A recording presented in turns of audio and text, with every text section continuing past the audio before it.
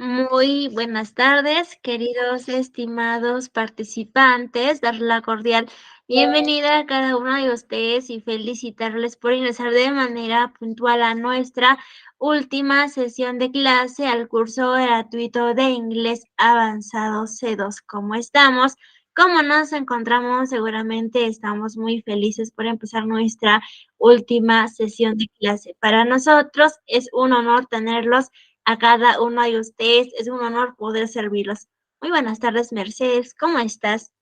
Nosotros estamos ubicados en Andahuayla, Apurímac. Tenemos oficina principal y propia en el Girón de Ayacucho, número 528, para todos aquellos quienes quieren ver y también conocernos. Por otro lado, tenemos convenios con distintas instituciones, de las cuales son parte de los cursos gratuitos. Asimismo, les presento a todo el equipo que vienen trabajando con mucho amor para cada uno de ustedes. Asimismo, invitarles a seguir nuestra página, que ya contamos con 3 cursos gratuitos habilitados para el 19 de diciembre. Por favor, aprovecha al máximo y pueden invitar a sus amigos, familiares o amistades. Si no, para mayor información, por favor, comunicarse con el siguiente numerito que es de la pantallita para poderlos ayudar a cada uno de ustedes.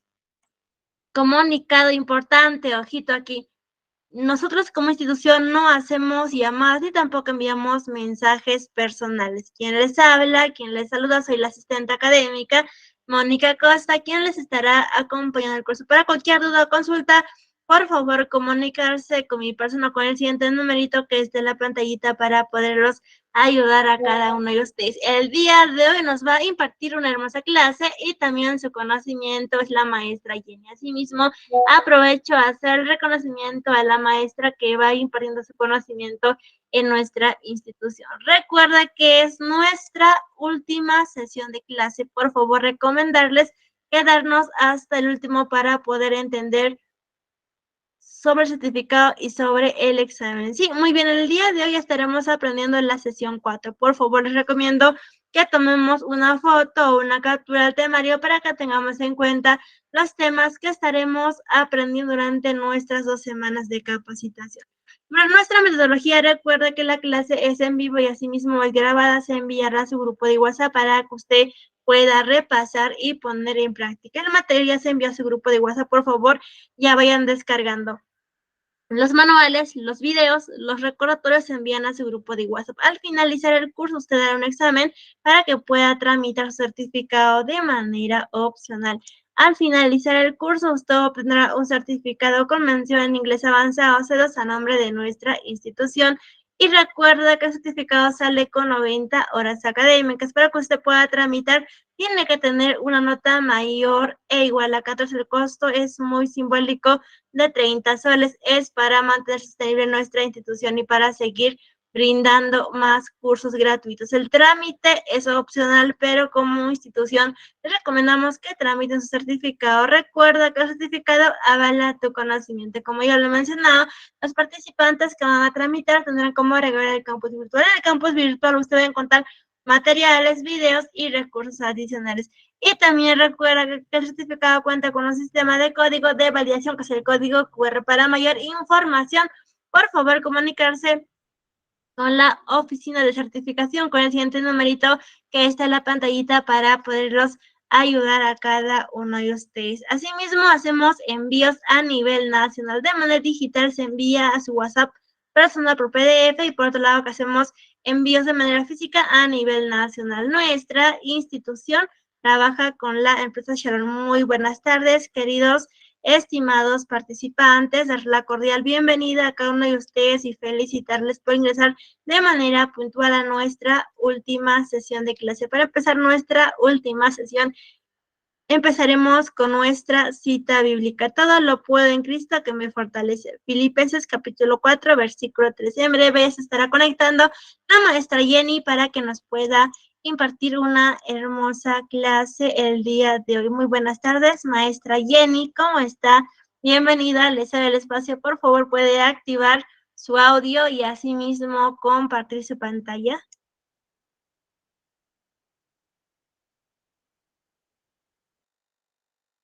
Buenas tardes, señorita Mónica. Good afternoon, everyone.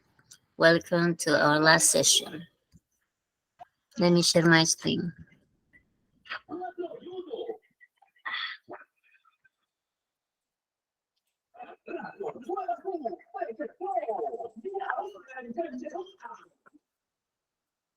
Cuando llevamos puesta la camiseta de Perú, llevamos puesta nuestra fe, confianza y fortaleza hasta la pobreza.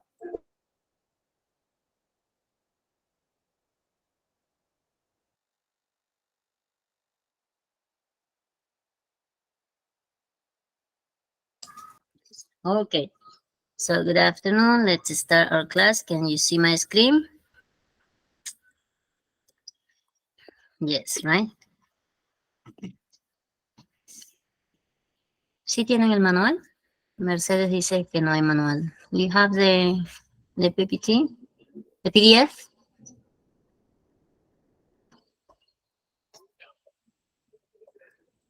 Oh. So let's start. Our class today is relative clauses. That's going to be our last session. Remember that you need to study or review the future tense, phrasal verbs, and also idioms. And today we are going to see relative clauses, and these 4 topics are going to be evaluated in your final exam. Okay, so before you take the exam, try to review these topics. Okay, let's continue. Some classroom rules so you know, and let's read our welcome sign. Hello, amazing learners. As we gather for our final session, I want to express my gratitude for your dedication and hard work throughout our journey together. Today, let's celebrate your achievements and the knowledge you've gained. Remember, learning never truly ends, so keep exploring and growing. Thank you for being part of this enriching experience. Let's make this last session memorable. Best regards, your English teacher. Okay. Today, as I mentioned, it's about relative clauses. Relative clauses are also known as adjective clauses because they are a vital aspect in the English grammar because you can make complex sentences. They serve to provide additional information about nouns in a sentence and help to make sentences more informative and precise. Tell me your experience about relative clauses. Have you ever used relative clauses in your conversations? What do you use to make relative clauses? Okay, I'm going to read the questions or the answers in the chat. Relative clauses. Have you ever used them before? What elements do you need?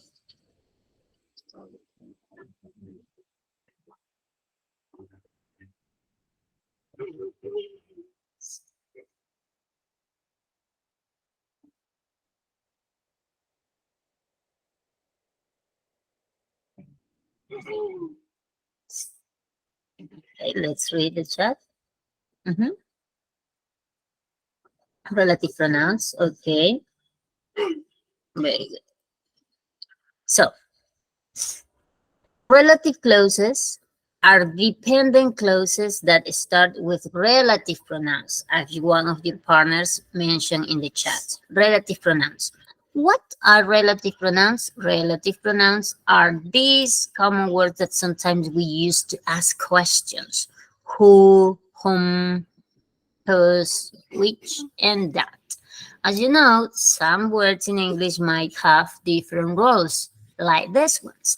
These ones are also used as relative pronouns when we want to make relative clauses.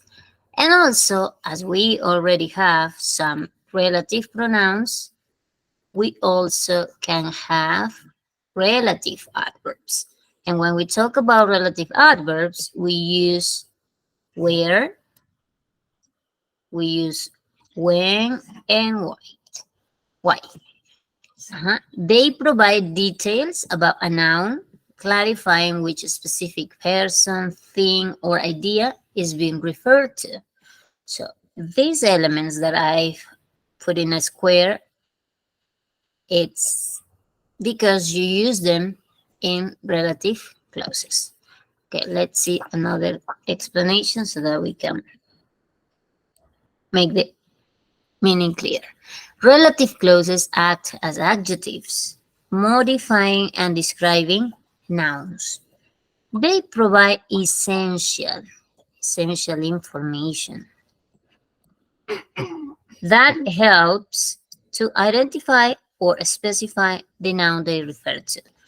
As it says here, ¿no? Las cláusulas relativas actúan como adjetivos que modifican y describen sustantivos, dándonos información esencial que ayuda a identificar o ser específicos para referirnos al sustantivo en mención. So that's why we are going to use some relative pronouns that we have here, that we have over here on our left, who, which, and whose. And also, we know that when we talk about who, is because we are referring to people, which can be for things and animals.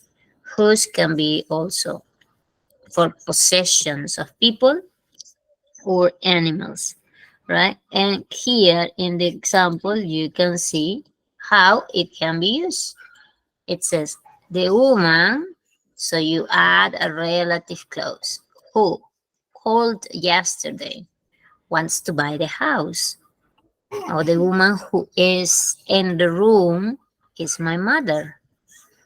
You see, you are describing the person you mentioned here as the subject of the sentence.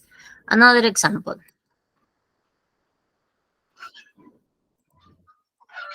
Did you see the letter which came today? So another relative clause is the one we mentioned, which. You see? So did you see the letter which came today?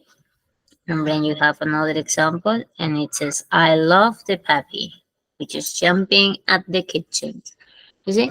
You can say also just, I love the puppy. I love my dog. I love my pet. But when you use this relative clause, what you are trying to do is make your sentence more elaborated, make your sentence more dynamic. You see, because you're adding more details. It's not just a simple sentence, but a longer sentence, and it's a sentence that is better structured. So you are using elements in a different way. Next example with whose is, he is a man whose opinion I respect. Now, here we mention that whose is because we talk about something that you possess or something that an animal possesses, right? So, for example, another one is, she's the student whose handwriting is the best in my class. He's the student whose handwriting. What's the meaning of handwriting? What will you understand by this? Handwriting. Any ideas for handwriting?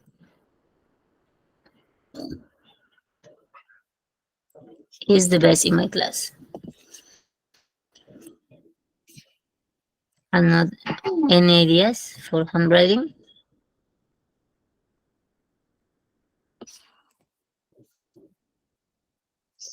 Yeah. Calligraphy.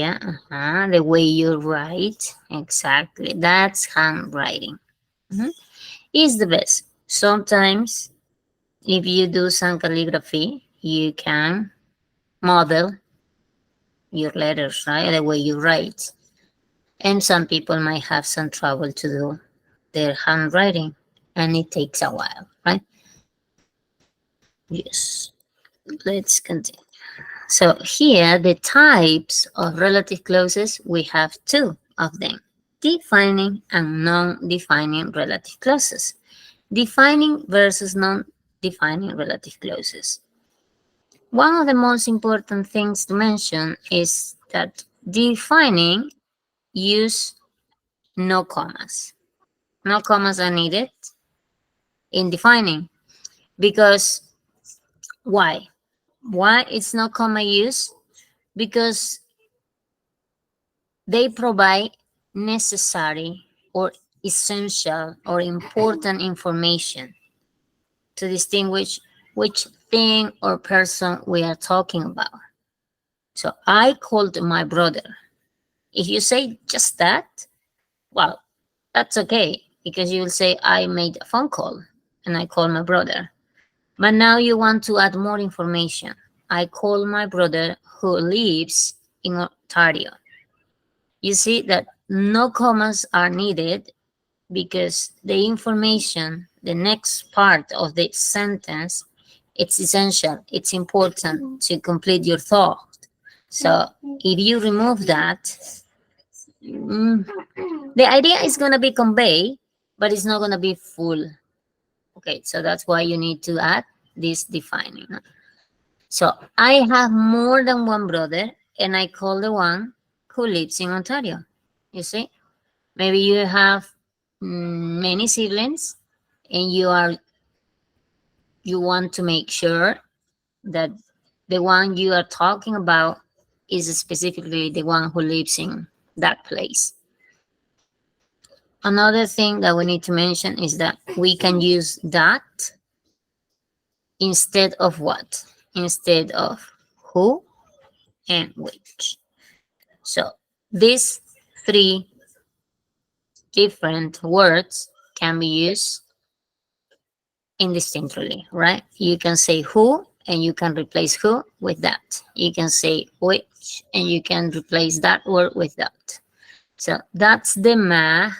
So you can see here in the example, you can say which or you can say that. I bought in Paris. I didn't know the man who or that was there. So that can be used to replace either of these two words. And finally, relative pronouns can be omitted. In what case? We can omit who, which, that when they are followed by a subject and a verb, like this one. Do you like the song that I wrote? Or do you like the song I wrote? You see, you eliminate this part. And the other is that's the man who I like. That's the man that I like. So in these two cases, you can eliminate or omit the relative pronoun. So in summary, these two clauses are going to provide the essential information about the noun and cannot be omitted without changing the sentence's meaning. And they are not separated by commas, right? Like here in my example. In this part, it says, the book is on the table. Or the book that is on the table is mine. The relative clause that is on the table specifies which book is meant or which book you are talking about. Okay. Any questions? Any questions about defining relative clauses?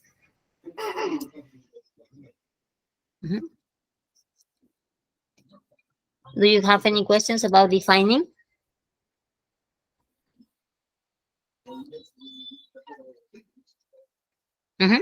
Very good. Thank you. So we have defining and another part is non-defining. So in non-defining, we need to use commas, between commas. Why we use commas now in non-defining?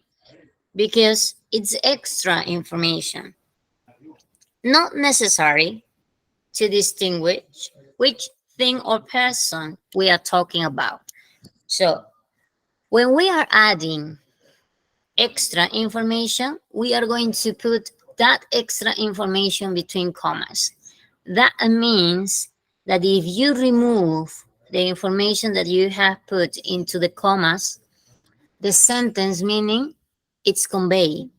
It doesn't change anything because you are adding extra information. Take a look at the example. My brother is older. And then you are adding extra information. Who lives in Ontario? As you can see, who lives in Ontario is between commas. Is between commas. Here you have one comma and here you have the other comma. So it's the comma is in the middle of the extra information in both sides, in the left and also on the right side. Okay. I have only one brother and I'm just mentioning that he lives in Ontario. My brother, who is very active, is just 5 years old. So that extra information, as I mentioned, we can remove it and the sentence continues its form. Next, we cannot use that. We cannot use that. We cannot use that instead of who or which. These bikes, which cost a fortune, are made in Japan. Not that cost a fortune.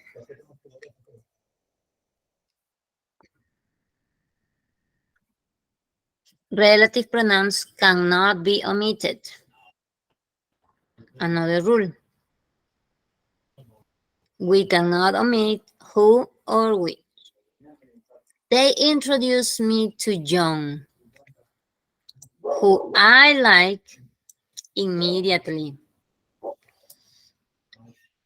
Not go straight to the next word or subject and verb. You need to add the correct relative pronoun, who or which, in order to complete the sentences, especially if you are writing non-defining sentences.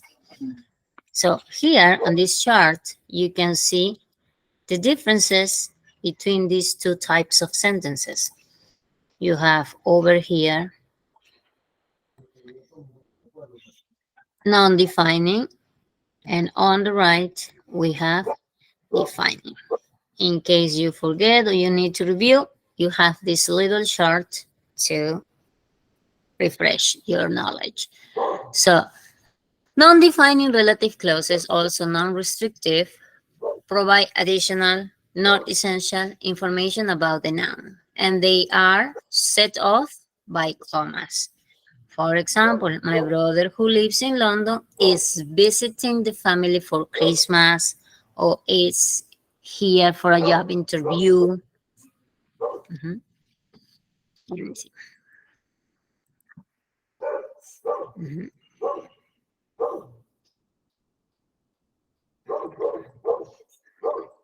Okay. What's the importance of relative clauses? I've considered 5 different points. First of all, we talk about clarity, detail, complexity, fluency, and formal and academic writing as the important points of using relative clauses. Let's describe each one of them. When we talk about clarity, we talk about how to avoid ambiguity. They help avoid ambiguity by specifying which noun a sentence refers to. Also, when you are clear about the message, when you specify what you are talking about, that's essential. For what? For effective communication. So the communication is not going to be broken. It's going to continue its flow because you are going to be able to express or to explain what noun or thing you are referring to. That's the point for clarity. when you use relative clauses to explain this. Another point or important point that we talk about when we use relative clauses is detail.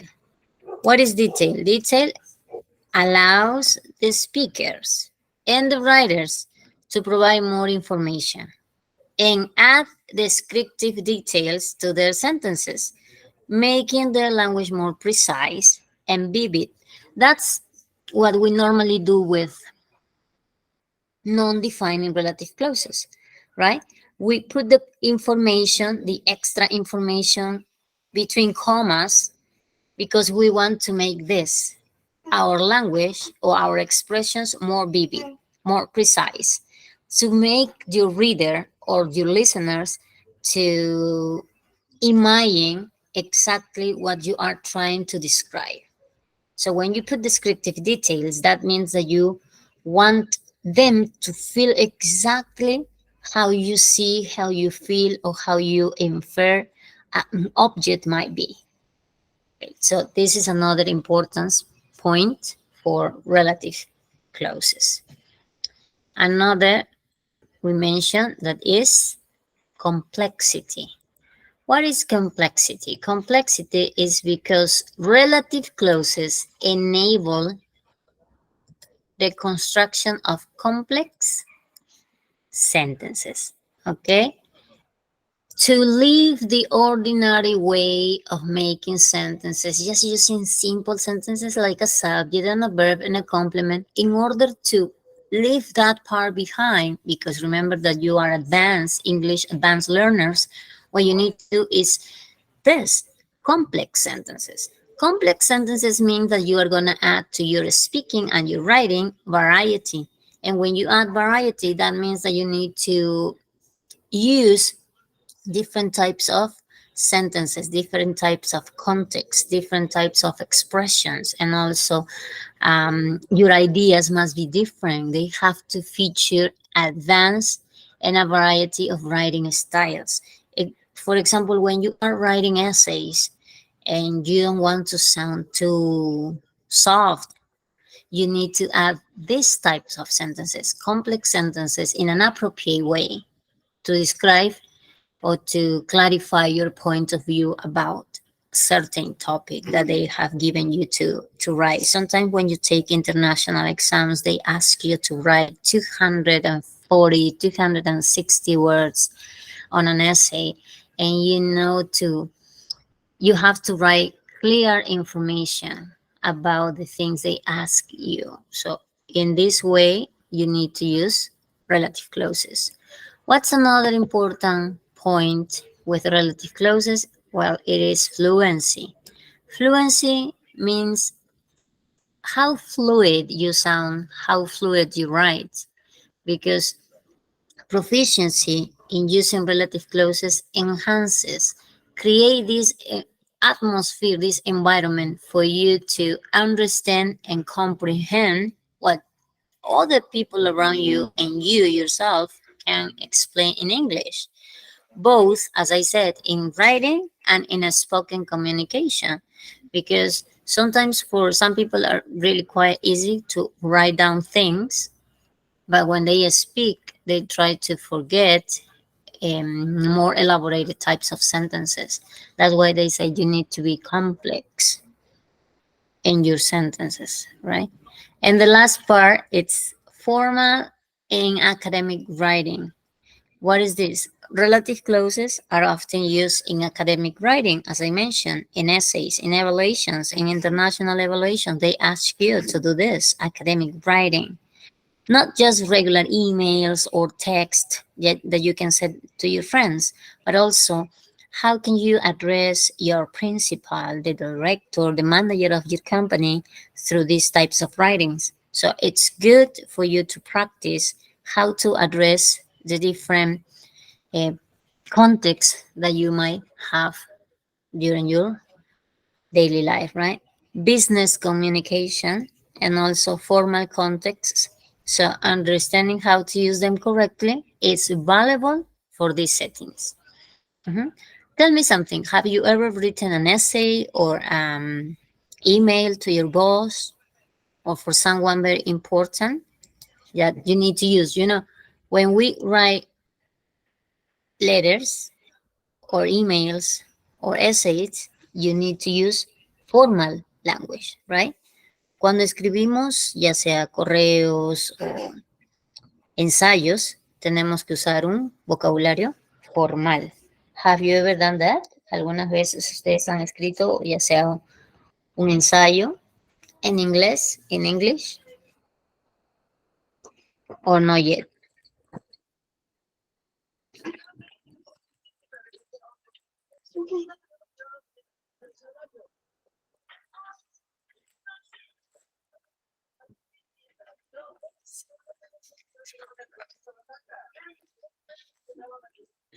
Very good.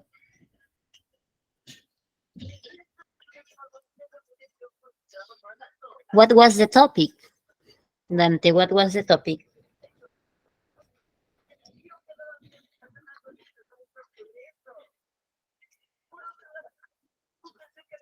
Pollution, very good. Was it free or you have an amount of words you need to cover up?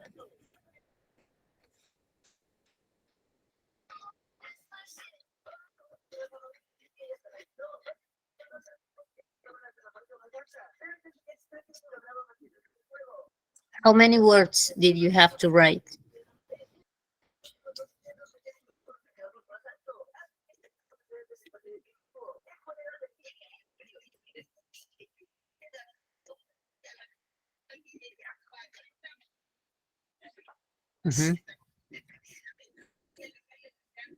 Yes. 120 words. Very good. Does anybody else have the same experience?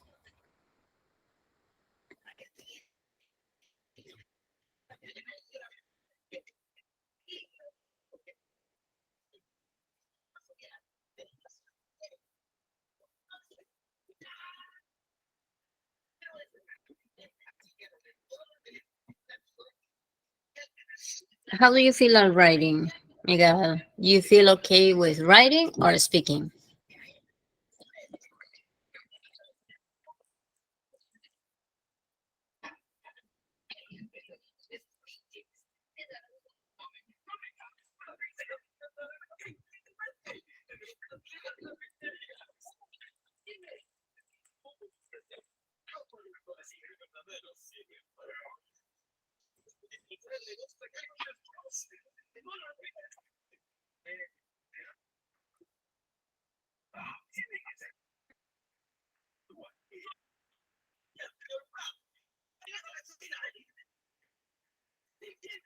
Exactly.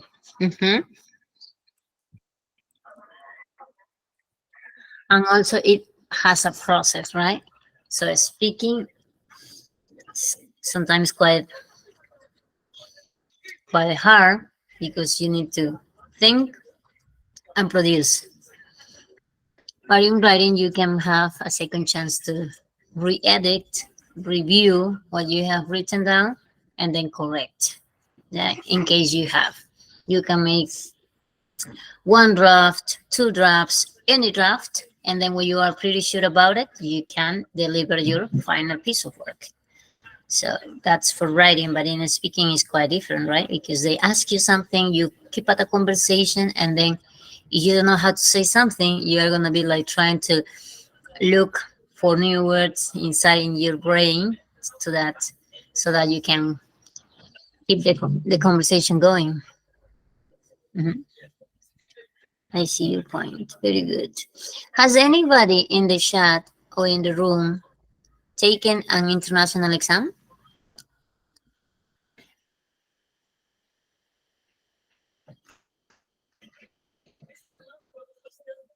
Not yet.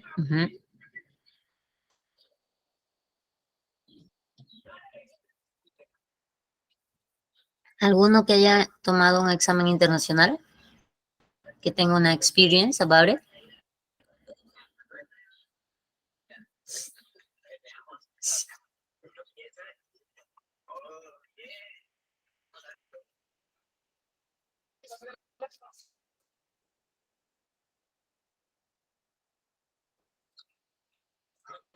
¿Cuál te gustaría tomar, Miguel? What kind of exam?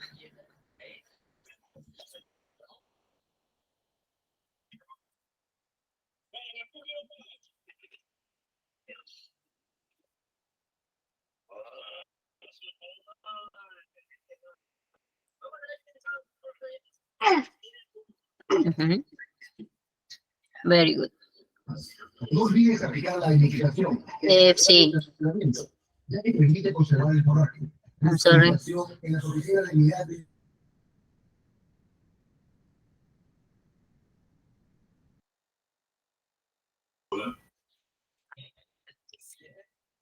Okay, let's continue.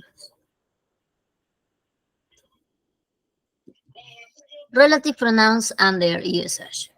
Number one, we mention who.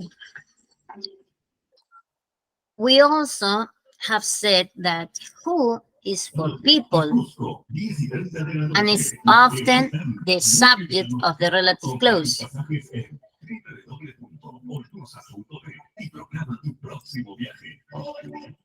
The woman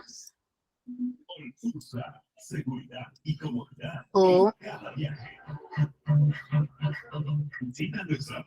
is singing has a beautiful voice. So, I'm sorry for the noise. There is a...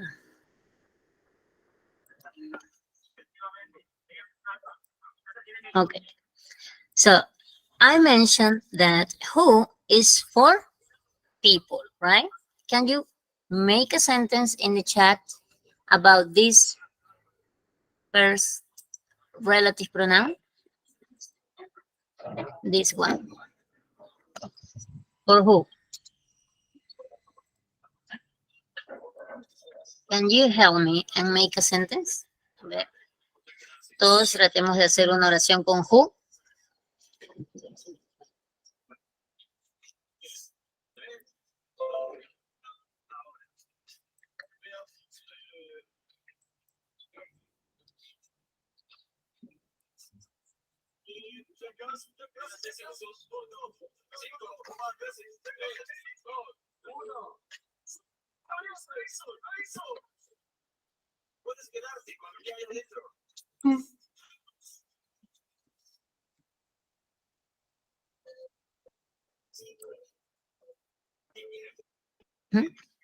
Okay, try to make a sentence with who, like here in the example.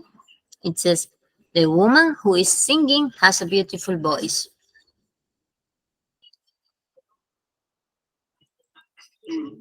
Question for you.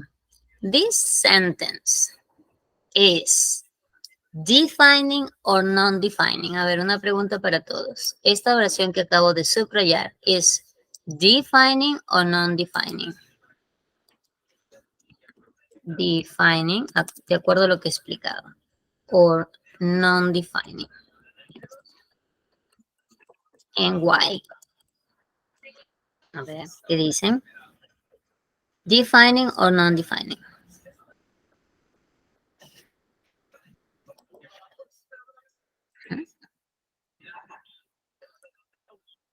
Excellent. Is defining because there are no commas and because it has important information. My brother, who is dressing in blue, is getting bored watching this movie. So am I, Miguel. So am I. Because you are using is. Getting bored watching this movie, so am I.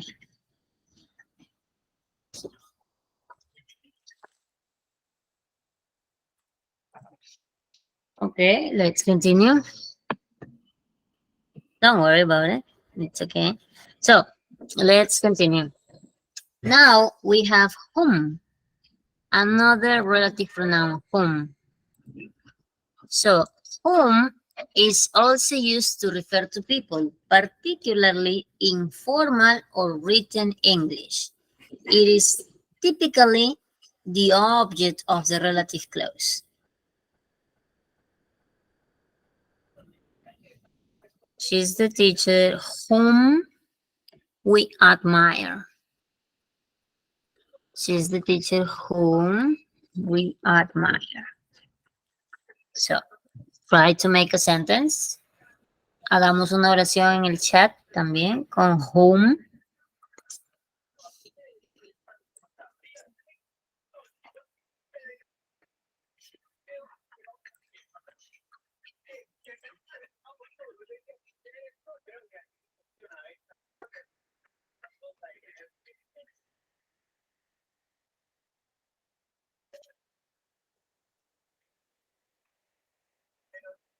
Very good, Silvia. Thank you.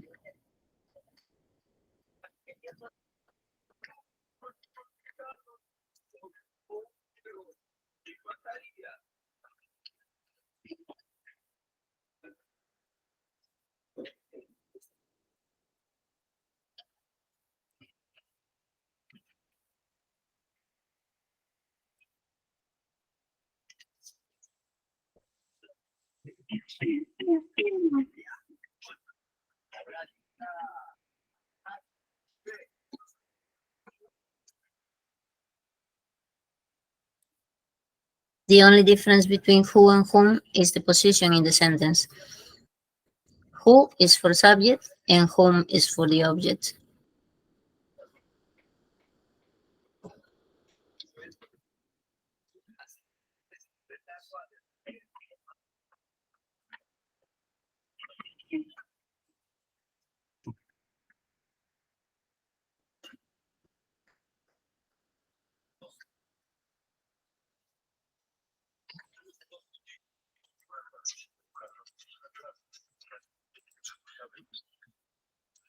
Another relative pronoun, whose, is used to show possession or ownership and can refer to both people and animals. For example, the house whose roof is red belongs to my friend.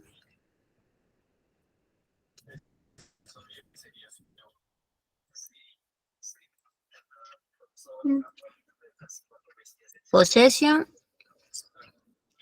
ownership, algo que nos pertenece. Para mostrar pertenencia, algo que poseemos. Whose is used to show possession or ownership.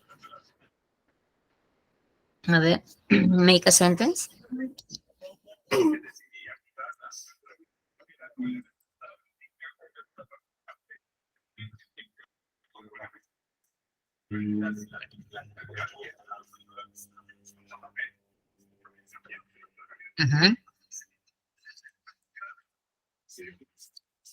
Very good. I don't know whose book this is.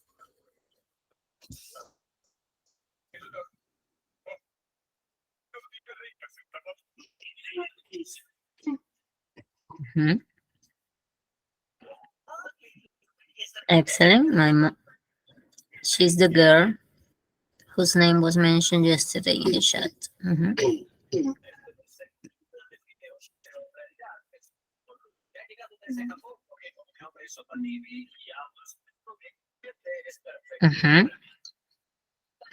My aunt, whose daughter is a teenager, is struggling with it.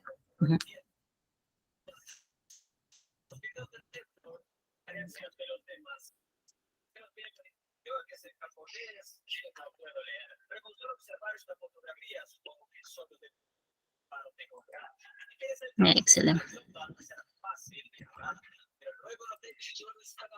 Another relative pronoun we have is which, to refer to things and animals. To refer to things or animals. And can be used for both defining and non-defining clauses. The book, which is on the shelf, is mine. The car, which is red, belongs to Peter. Now it's your turn. Can you make a sentence using which?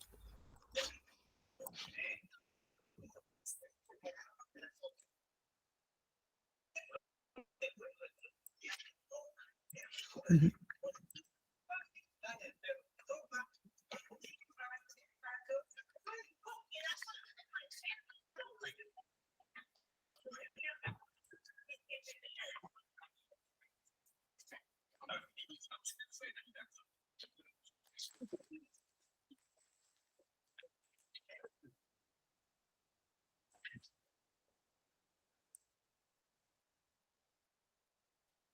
A sentence with which?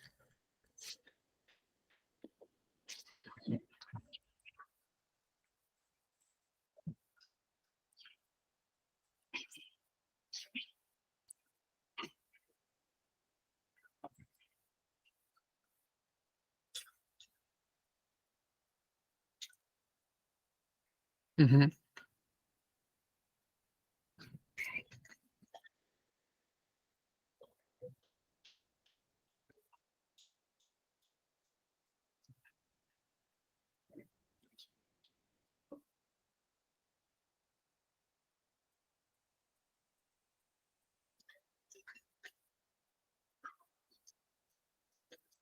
This computer which belongs to Mario is one of the most expensive ones. Very good. Another example?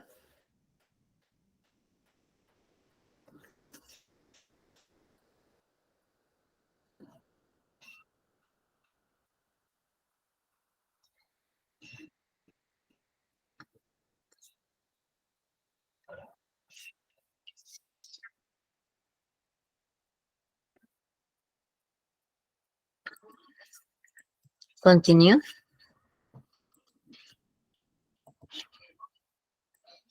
Number 5, that also can refer to both people and animal and things. It is commonly used in defining relative clauses.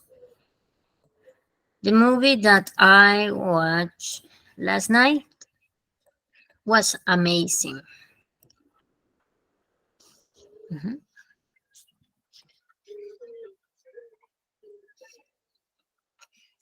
What about you? Can you make a sentence, please?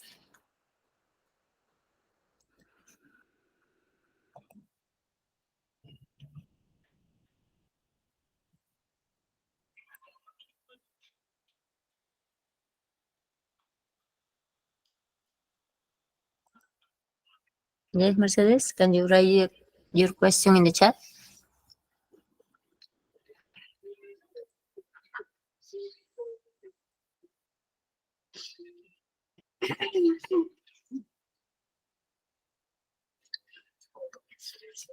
Mhm.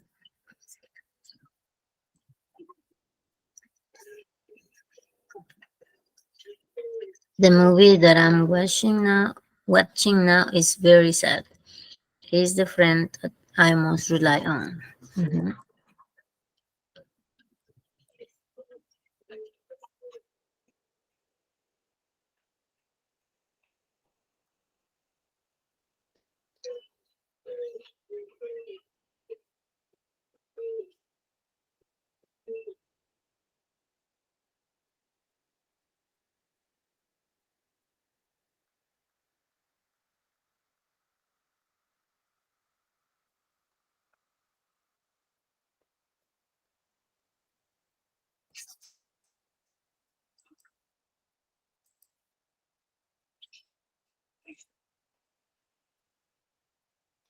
Okay, let's continue with these exercises. Can you help me, please? Number 1. I'm sorry. Complete the sentences with the appropriate relative pronoun. Who, whom, whose, which, and that.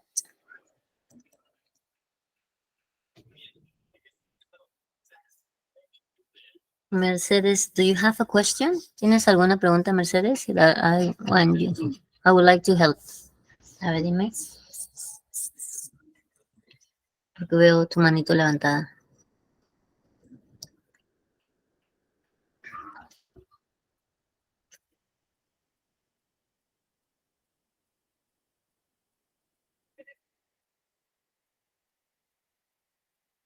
Okay, many of you have said the number one is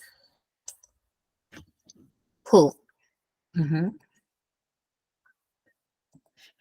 But the person who helped me when I was lost deserves a big, a big thank you.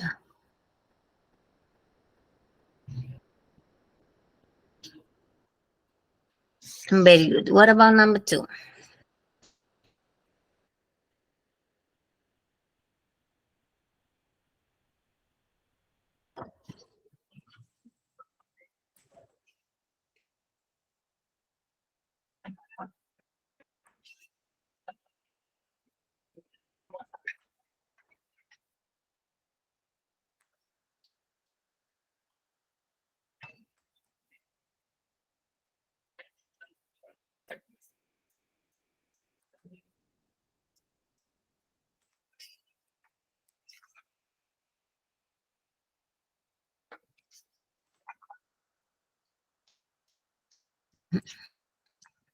What do you say, number two? Which is that? Very good. Hmm.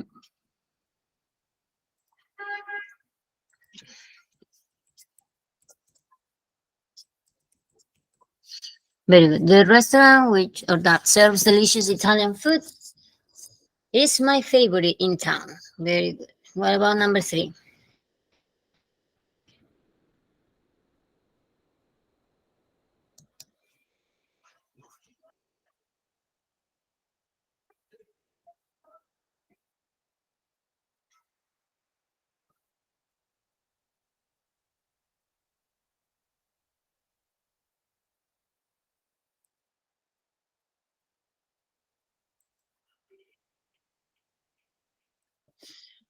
Very good. Number three.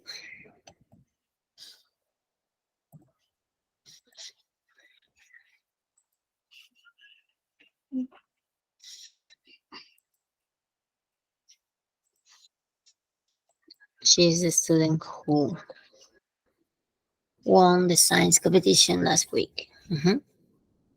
Number four.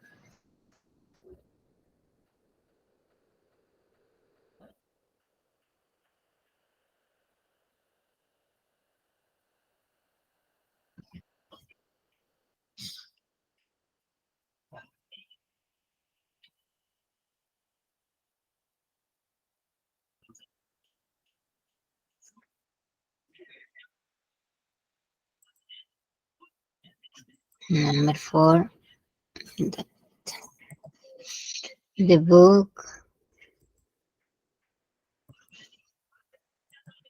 that the book that is on the shelf belongs to my sister.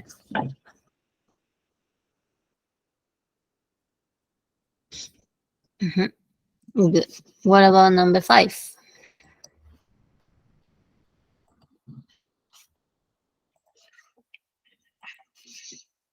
Number 5. Mhm.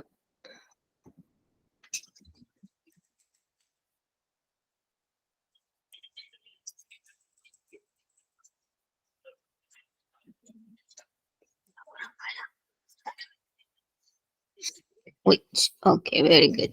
The cat which chased the mouse climbed the tree. Very good.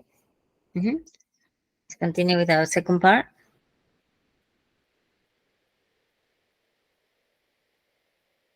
The company.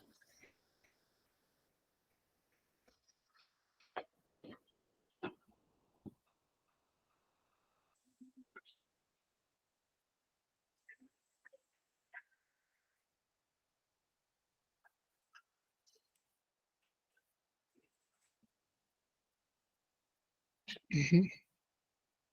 Number 6. Excellent. Uh-huh. Possessive. Very good. The company whose, uh-huh, whose possessive, right? Whose employees are always friendly, has a great work environment. Very good. What about number 7?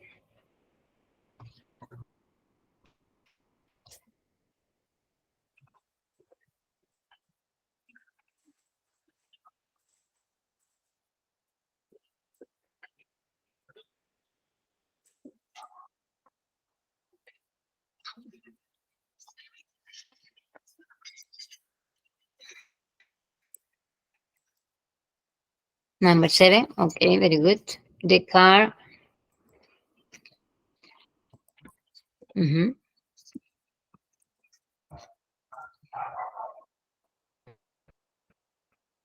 The car that we borrowed for the road trip had essential fuel efficiency.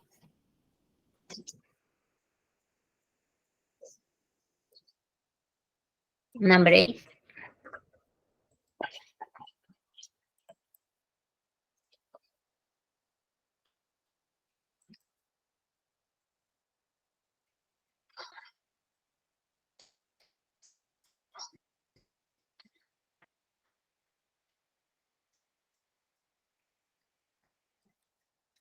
Mhm.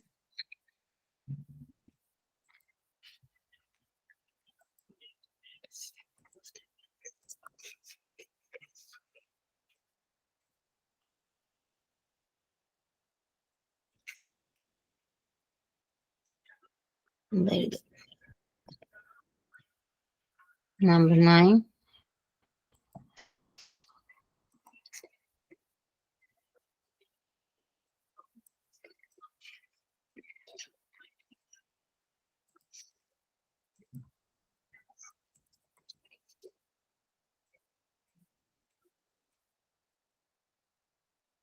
Mhm.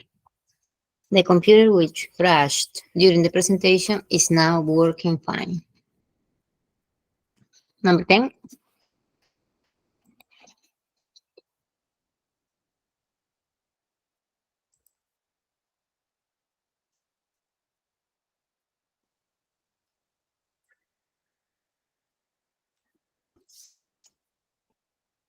Mhm.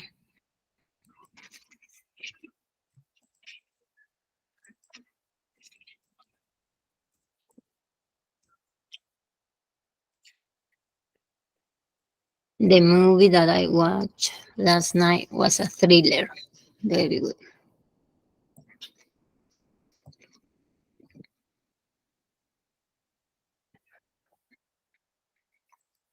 Mhm. Now we are going to do some descriptions about our family members. Suppose that this is kind of a evaluation. How will you describe your family members using defining and non-defining relative clauses? Somebody asks you, please tell me about your family. You would say, sure. How can you continue describing your family?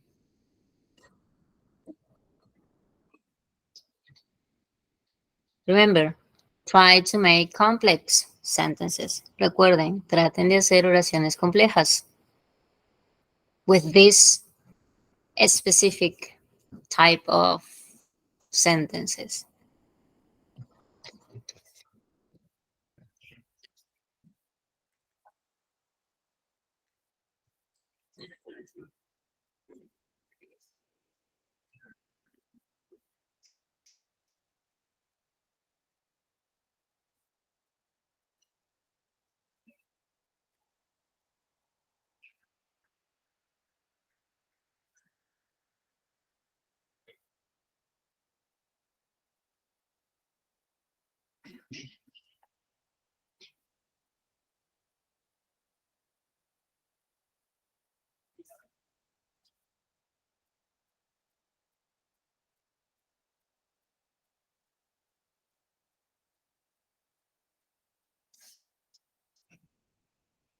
Let me see your examples.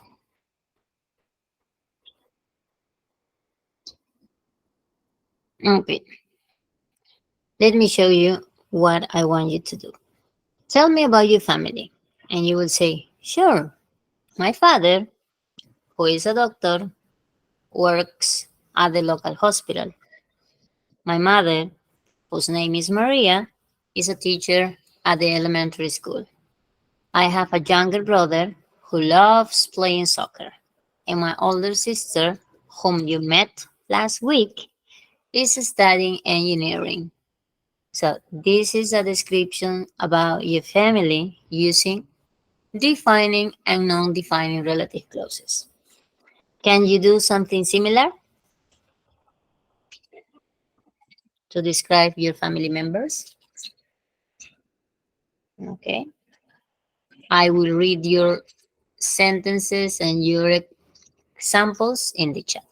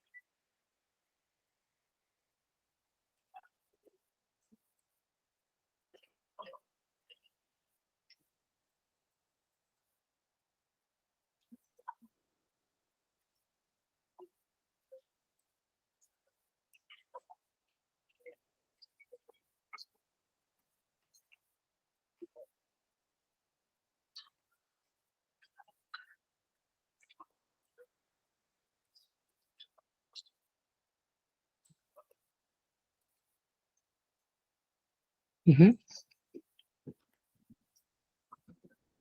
Thank you, Miguel, for sharing. It says, my family is composed of my brother, mother, grandmother, and my aunt. My mother, who is 50 years old, enjoys cooking. On the other hand, my aunt, who is a teacher, enjoys teaching. Mhm.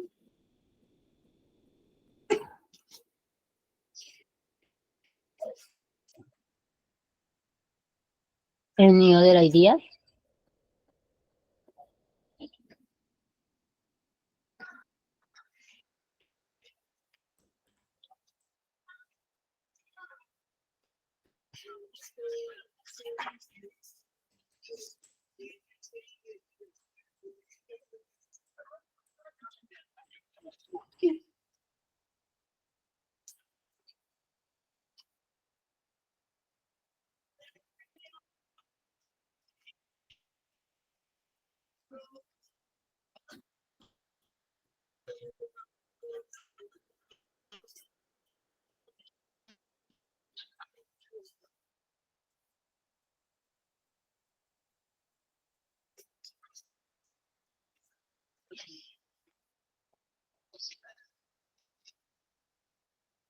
Mhm.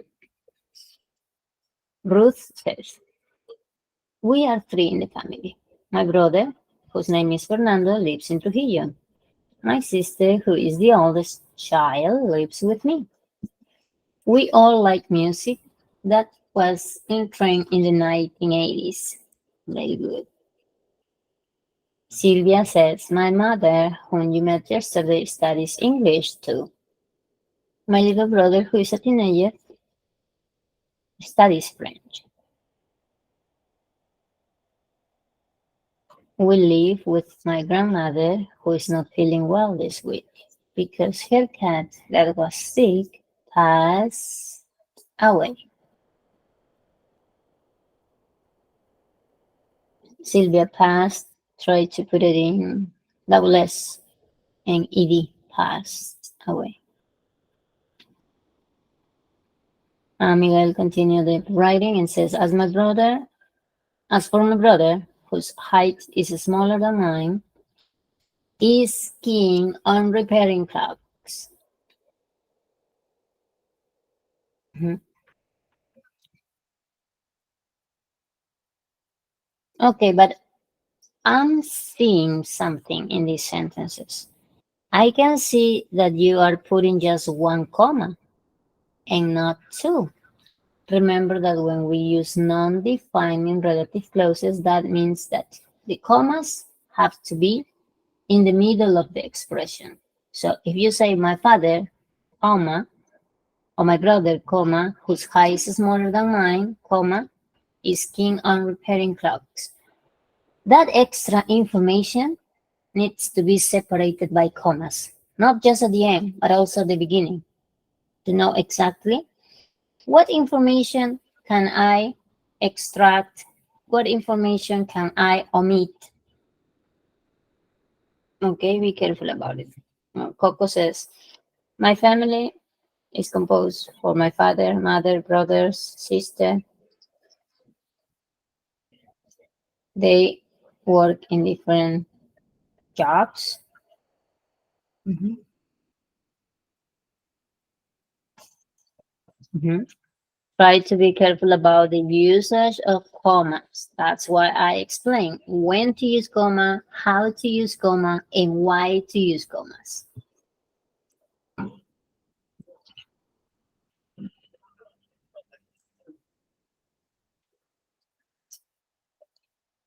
Okay, next situation. Sharing personal interests. Tell me, what are some of your hobbies? What do you like to do in your free time? ¿Qué te gusta hacer en tu tiempo libre? ¿Cuáles son algunos de tus hobbies? When you try to tell me this, I want you to use relative clauses.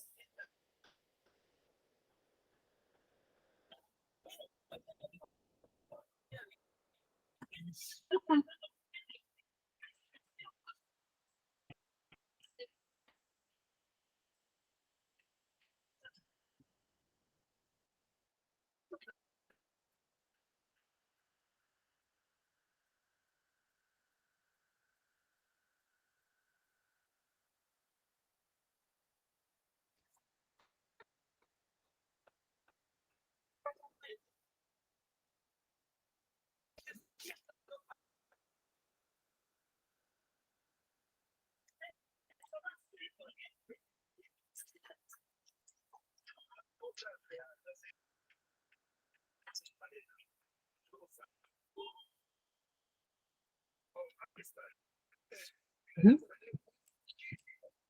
Take a look at my example. My example. What are some of your hobbies? Well, I enjoy cooking or I enjoy outdoor activities.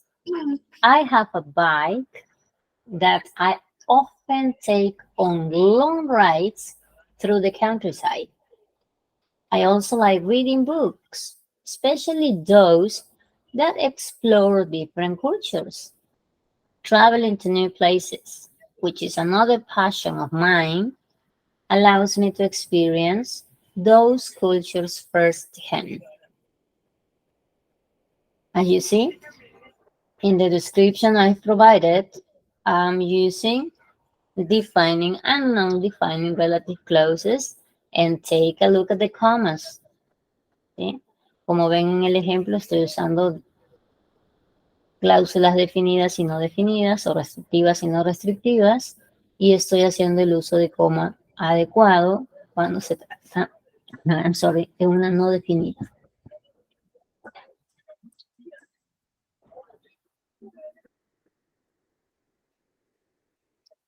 A ver, try to do your sentences.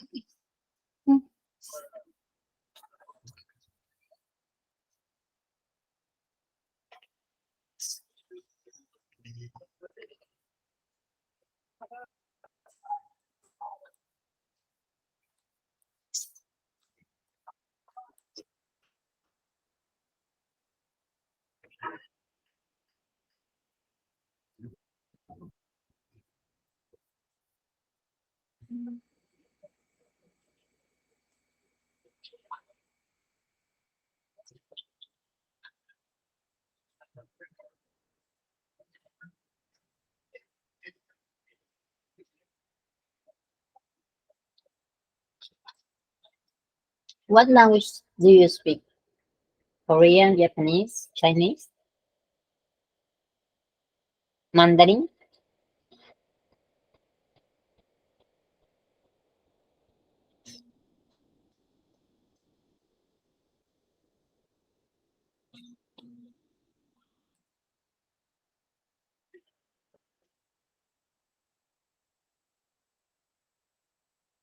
What exercises do you like? Working out at the gym, jogging, running, swimming.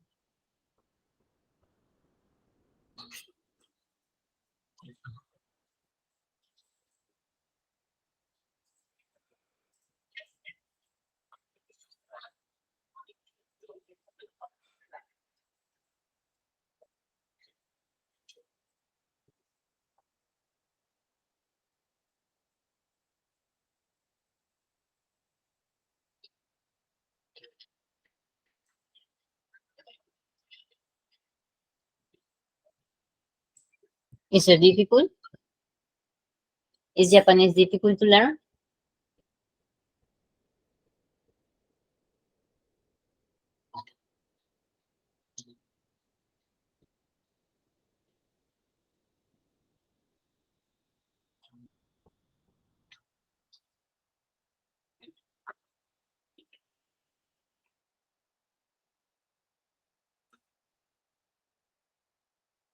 Can you explain a little bit what parts its Japanese alphabet divided into?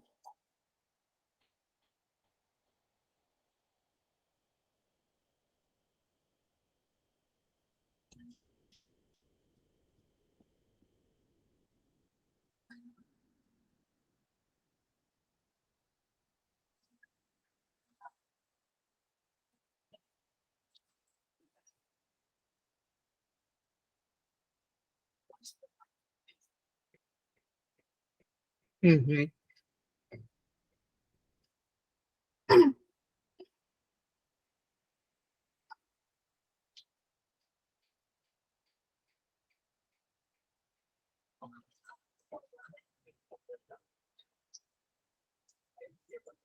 Yeah, good. So comparing Japanese to English, I must say, or I believe, that English is easier. Will you say that? Indeed, exactly. Because the alphabet is not divided into three different sections, right? But I think that if you learn hiragana, then you will learn katakana and then finally kanji. Is that so? Or it doesn't matter the order?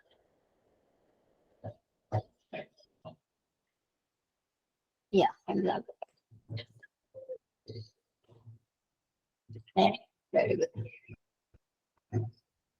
So we can say maybe uh, basic, intermediate, and advanced will be that, right?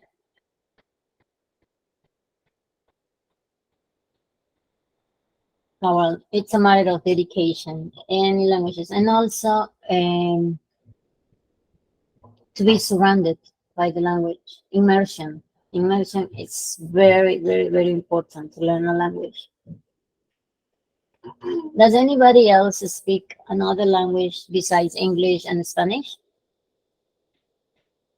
For example, Italian or things like that?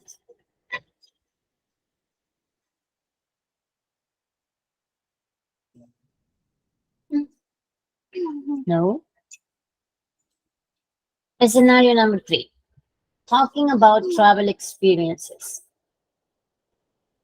Question. Have you been on any interesting trips?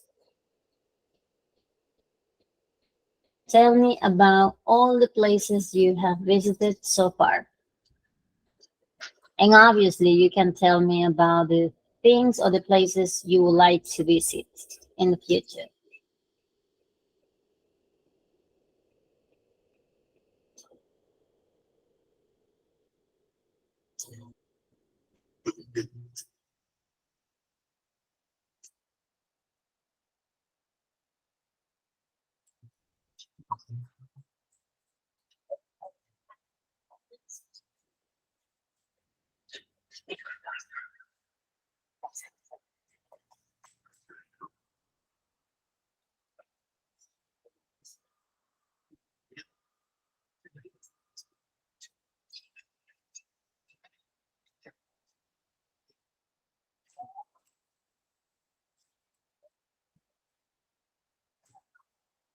Very good, Ruth. I like to do activities that make me happy. I sometimes bake on weekend products. The recipes are in YouTube. Well, very good. I also like jogging. Mhm.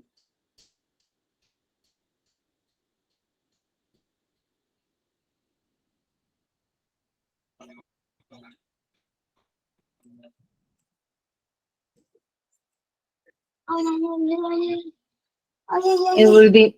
It was the first and only time I left Peru.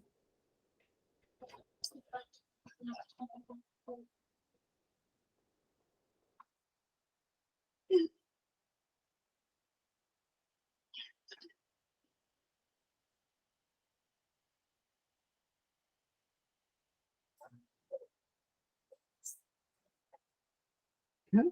Take a look at my example. Have you been on any interesting trips? I would say yes. Last summer, I went to Japan, a country I had always wanted to visit.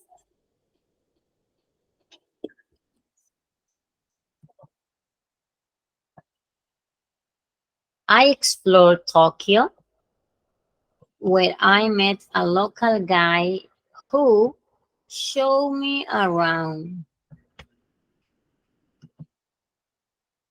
He took me to a traditional tea ceremony, which was a unique experience. I also visited Kyoto, a city that's known for its beautiful temples. So this is a description about an interesting trip I've taken, like the one you mentioned in the chat. I've been to Arica, Chile around 13 years ago when I was a child. It was the first and the only time I left Peru. Mhm.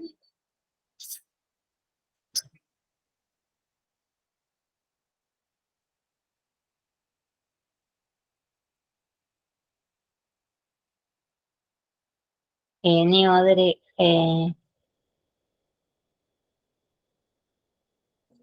piece of writing you want to share in the chat?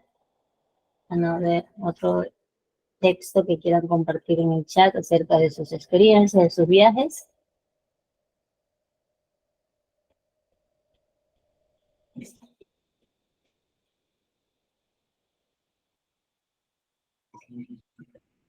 Remember that the intention of this is to practice writing in a more precise and vivid way so that you can use defining and non-defining relative clauses, ¿no? La idea es que usemos estas cláusulas relativas definidas y no definidas con la intención de hacer nuestros escritos más precisos, más coloridos,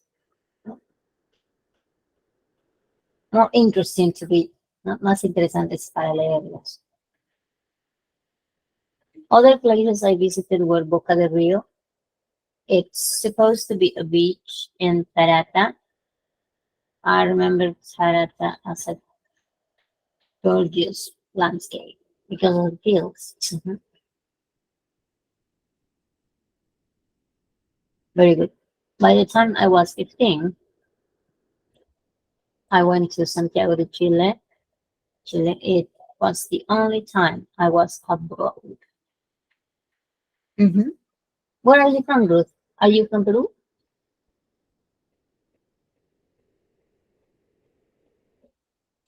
Yeah, very good.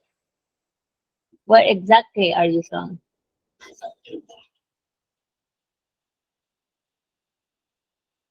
From Lima. Very good. Mhm.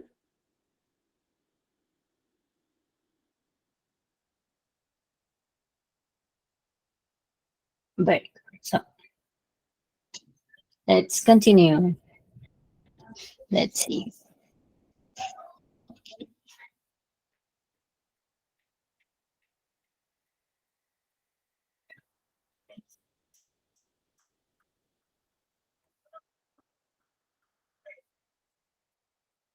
Mhm.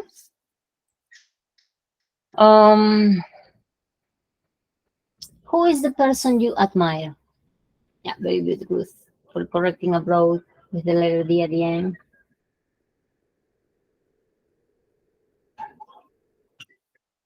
Tell me about a person you admire.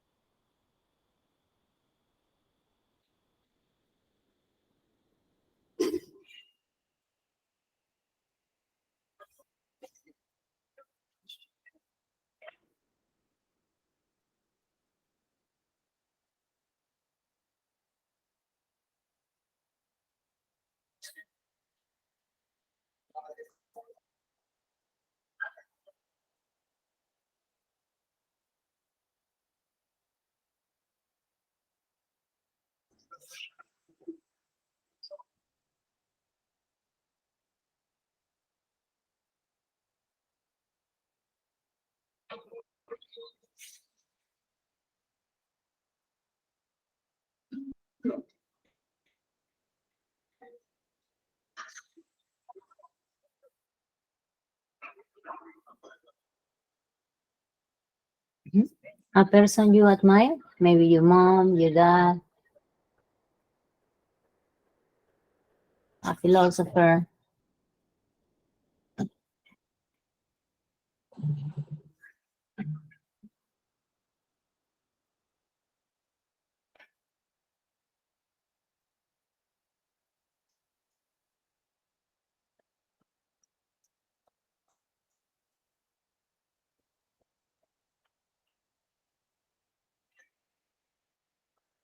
No ideas?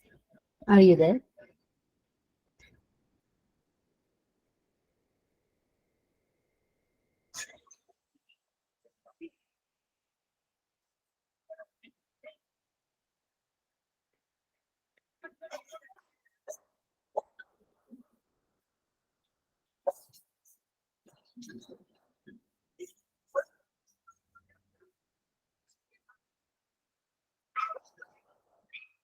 Very good. I admire my uncle whose age was 38. He was kind and generous. The only person who supported me when I was going through difficult times was him. I'm talking fast because he passed away. I'm so sorry to hear that. But wherever he is, he's taking good care of you and wishing that everything is fine and good and okay and bright. Describe a place you like to visit. For example, New York is the place that I would like to visit in Christmas. I admire my grandmother Angelica, who moved from her town in Ancash from an early age. Very good.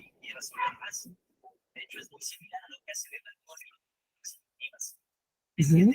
Thank you for sharing, Ruth. Very brave, a brave grandmother who took the risk to leave her hometown behind and start her life in a new reality, right? It's hard and it takes to make this decision only for brave people. Okay, another thing, uh, a place you like to visit. What place would you like to visit? Paris, Japan, Italy,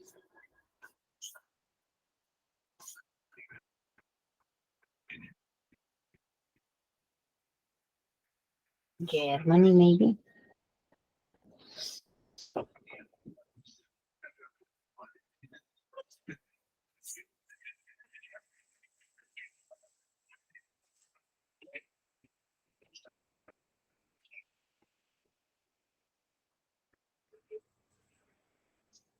Yes, very good, Ruth. I would like to visit the United States where I could improve my English. Yes, lovely. As I mentioned before, immersion is one of the key to improve your English because everybody around you will speak that language and will make you realize or acquire the language in a better way. I like to visit Cuba. It has beautiful beaches and I love its music. Yeah, it has some rhythm, right? Do you love dancing? Sylvia, do you like dancing?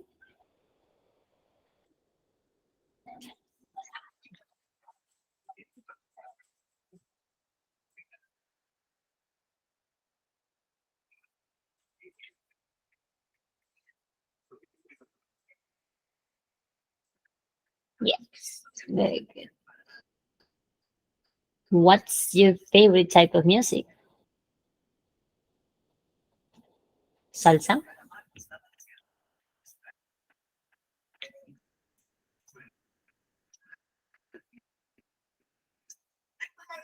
Mm,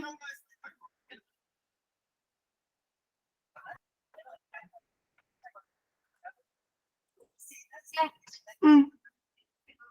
Next question. Talk about an item you can't live without. Salsa merengue. Nice.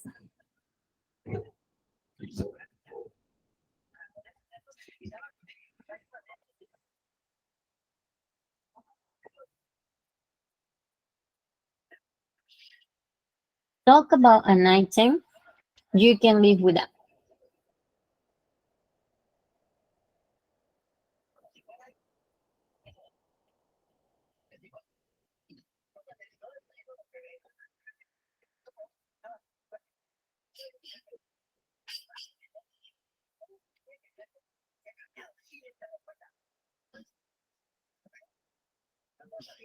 Mm,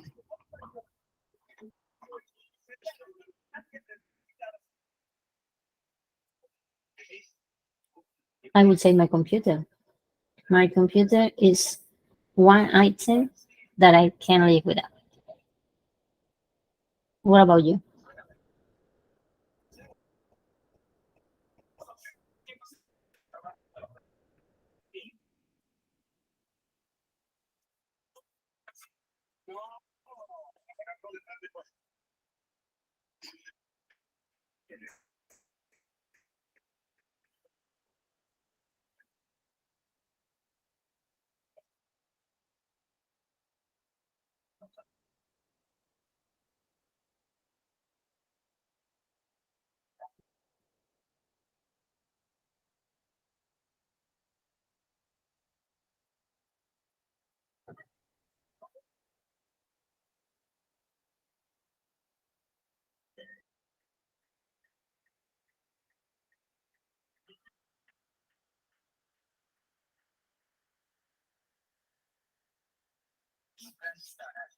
I can live without a loving person near me.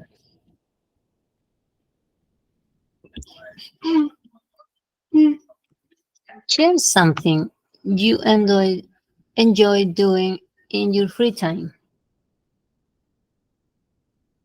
Share something you enjoy doing in your free time. ¿Qué es algo que disfrutas hacer en tu tiempo libre?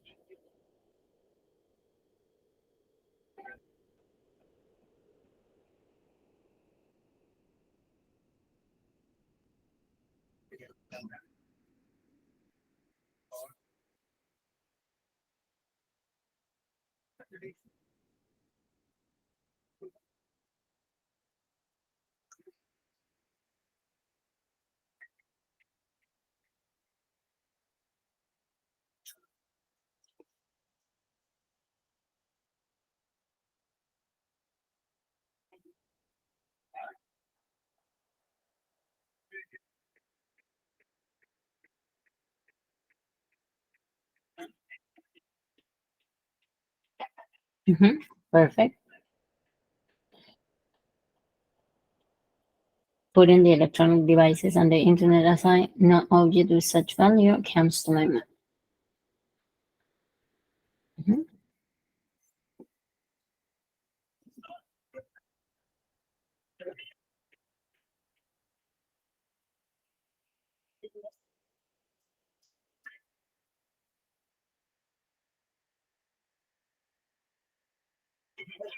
What's something you enjoy doing in your free time?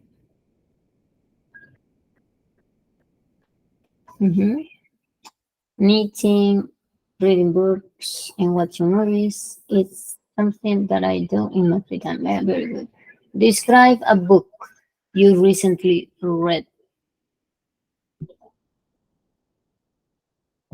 Just something. Is it about mystery? It's about comedy, romance.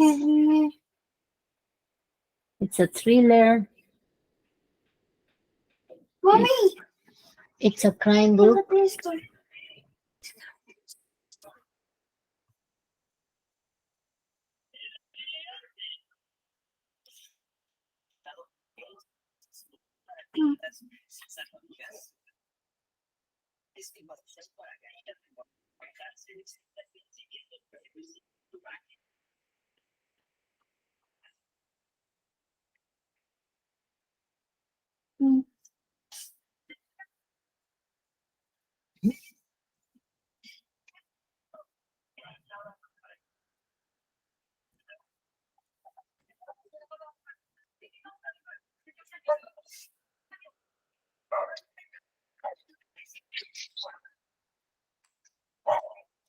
Here you have some examples,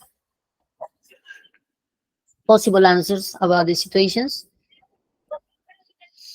My aunt, who is a successful entrepreneur, inspires me. I dream of going to Paris, which is famous for its romantic ambience.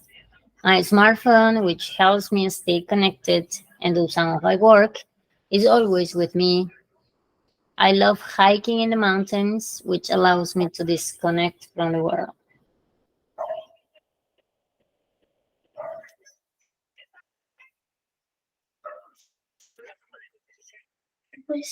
I just finished a novel that kept me on the edge of my seat. I have a favorite cafe where I can focus on my assignments. My friend Alex, whose singing voice is incredible, is performing at the talent show. And your favorite type of music? I enjoy listening to classical music, which helps me relax. So let's do some of the. Let me know if you can hear. Once upon a time, in a small, quirky town named Whimsyville, there lived a peculiar cat named Mr. Whiskers. Mr. Can you hear? ¿Te puede escuchar? Okay.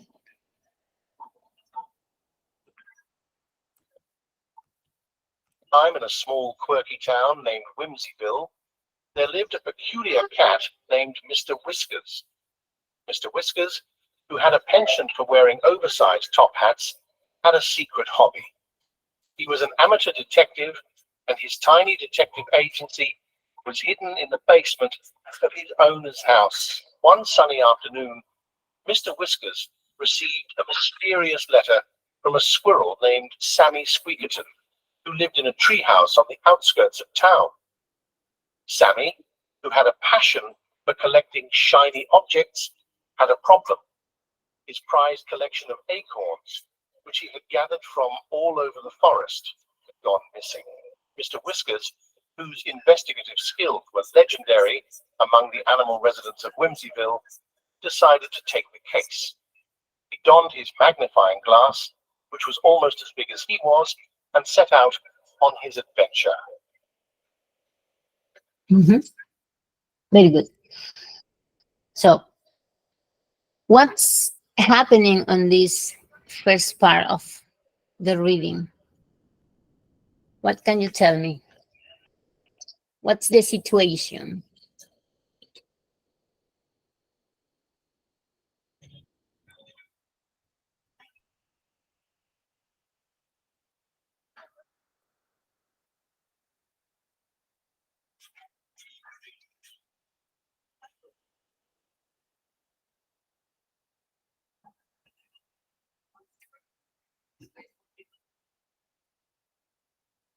What's Mr. Whisker's profession?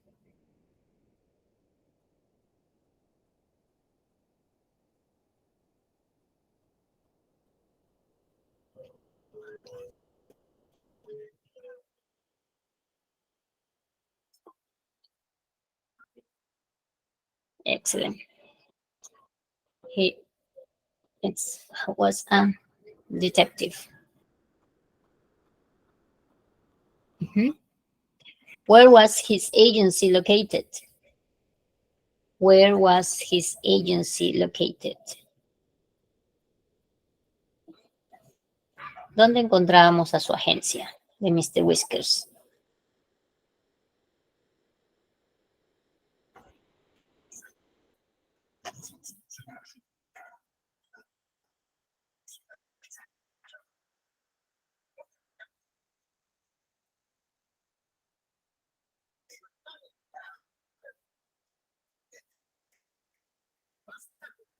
In his own house. Mhm. Hidden in the basement, right? Who is in trouble? Who sent a letter? Who sent a letter to Mr. Whiskers? And what was the problem?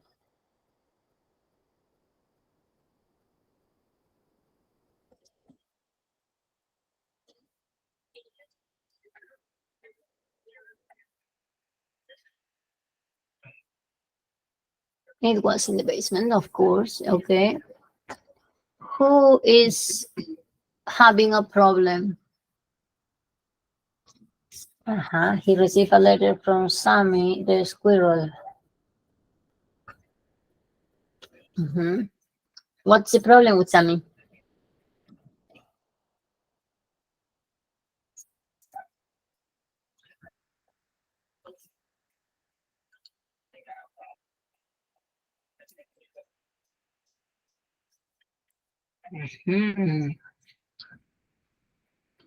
His collection was missing. His collection of acorns.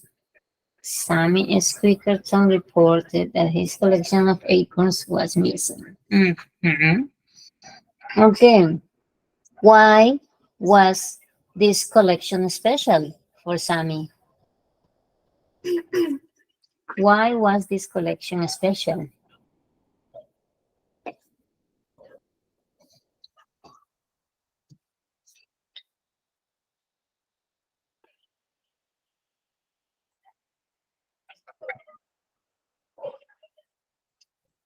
Why Sammy considered his collection special?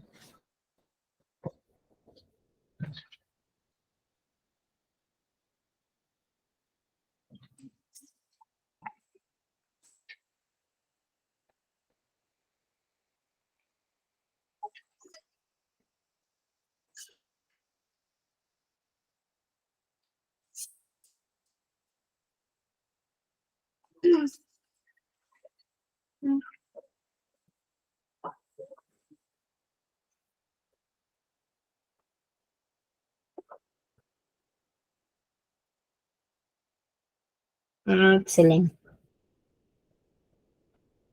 Because it was gathered for a long time, enjoys collecting shiny things.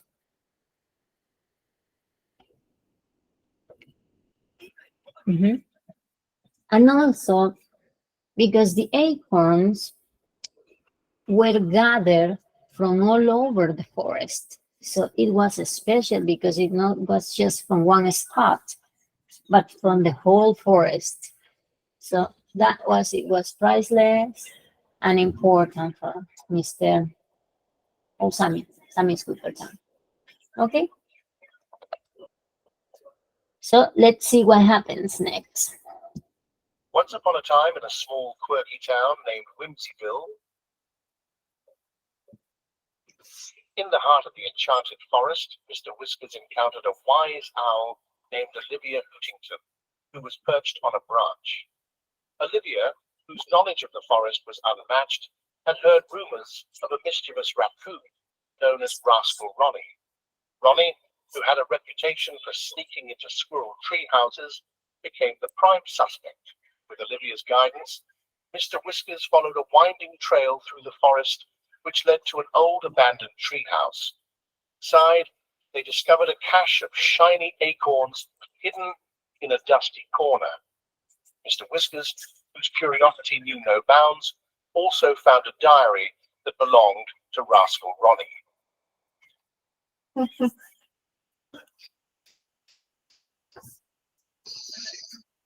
What happened here in this second part? What's another character that shows up?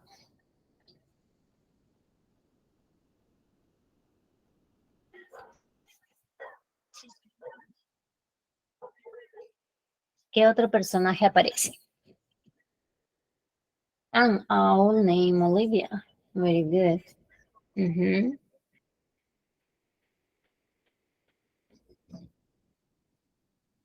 What kind of knowledge does Olivia have? What kind of knowledge does Olivia have?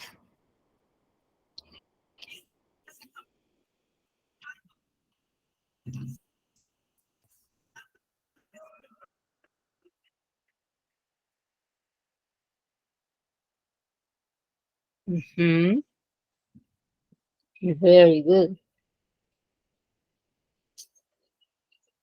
She knows very well the forest, right?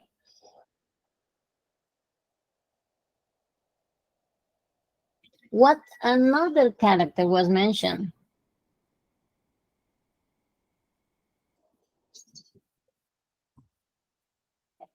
Who became the prime suspect?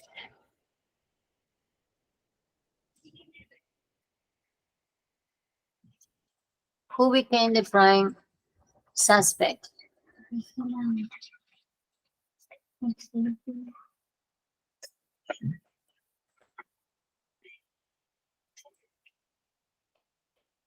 A raccoon. Very good. A raccoon? Excellent. Mischievous, right? Mischievous raccoon, known as Rascal Ronnie. Very good.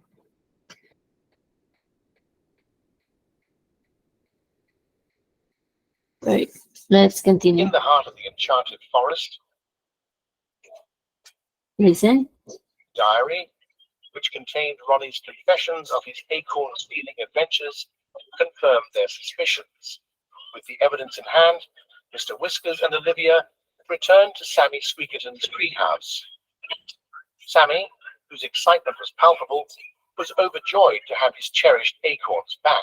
As a token of gratitude, Sammy organized a grand feast for the entire town of Whimsyville.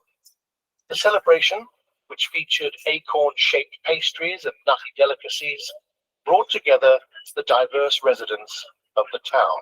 Mr. Whiskers, who had once again proven his detective prowess, sat contentedly at the head of the table, wearing his oversized top hat and surrounded by friends. And so, in the whimsical town of Whimsyville, where relative clauses and peculiar characters were the norm, another delightful adventure had come to a close, leaving behind laughter, friendship, and the legend of Mr. Whiskers, the top hat-wearing detective cat. What was special about the cat? What can you say about his outfit?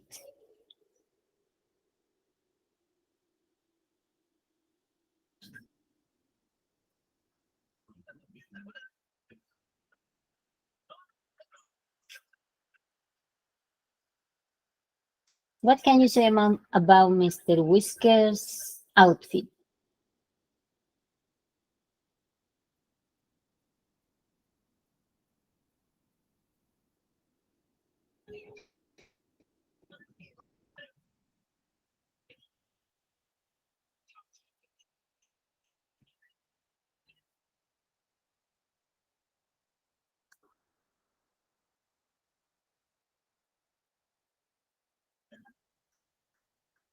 Any information that you can share about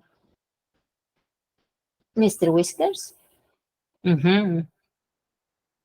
Excellent. He is known for wearing a particular hat. He wore an oversized top hat. Very good, Ruth.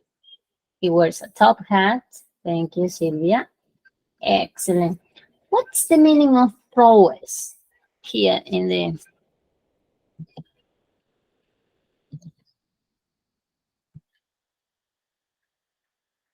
this part? Is detective prowess.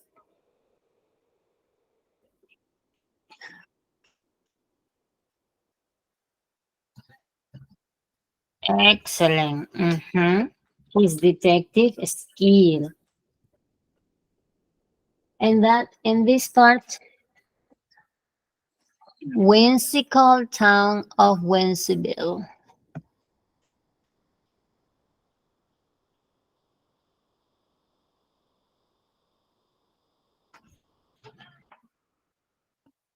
Whimsical town of Wencyville.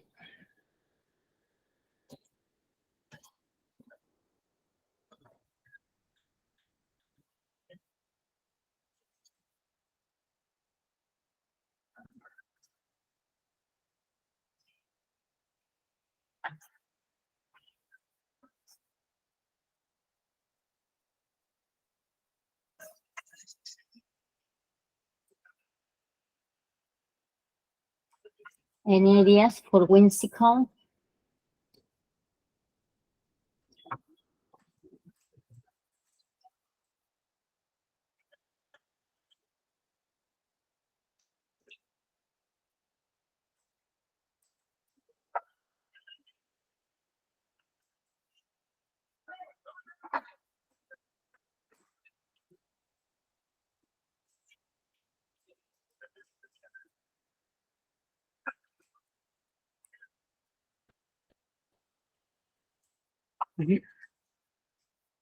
Perhaps extravagant or somewhat strange or particular. Excellent. Not peculiar, right? Out of the regular basis. That's whimsical.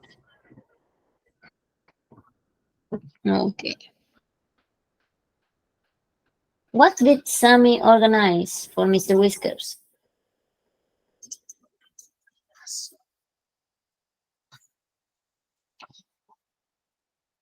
What did Sammy organize for Mr. Whiskers?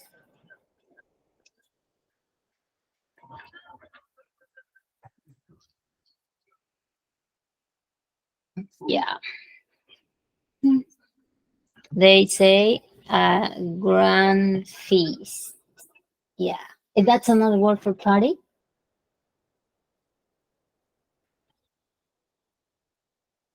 For celebration?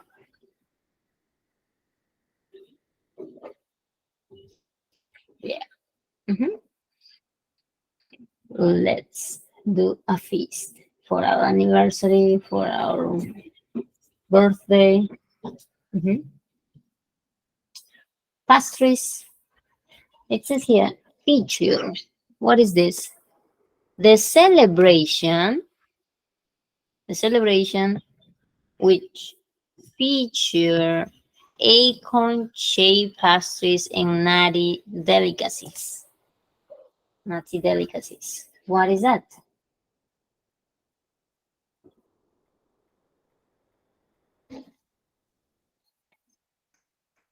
It's like a theme, right? A theme. For example, nowadays many people when they do parties for babies or children, they sometimes decide a character that the child likes, not like Mario Bros, Sonic, Pocoyo. That's gonna be like the theme with a special shape or with a special theme, as I mentioned, right? Con un tema en especial. So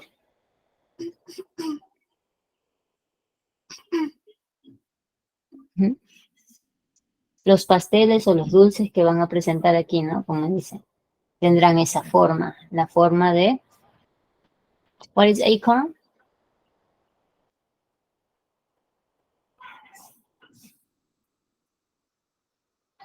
With a special shape. Very good.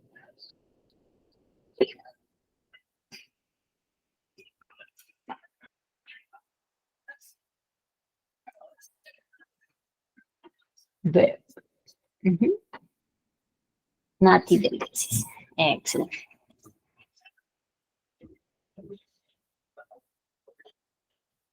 The diary, which contained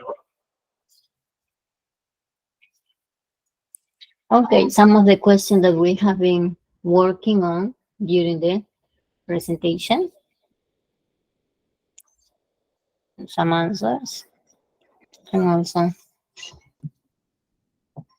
oops, sorry.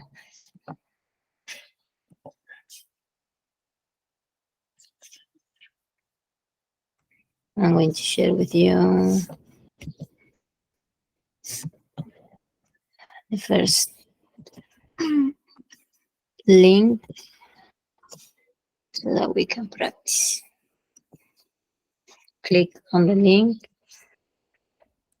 to do some practice with who, which, and where.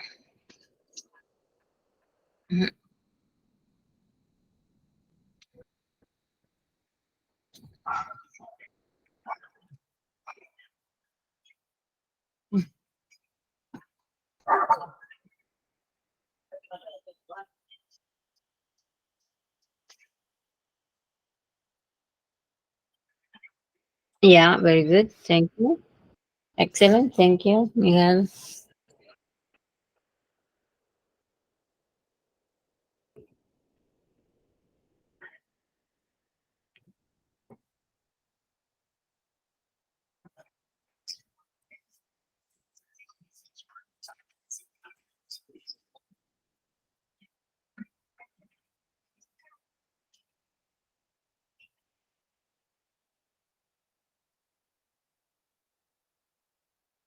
Very good. Which, very good. Number 3.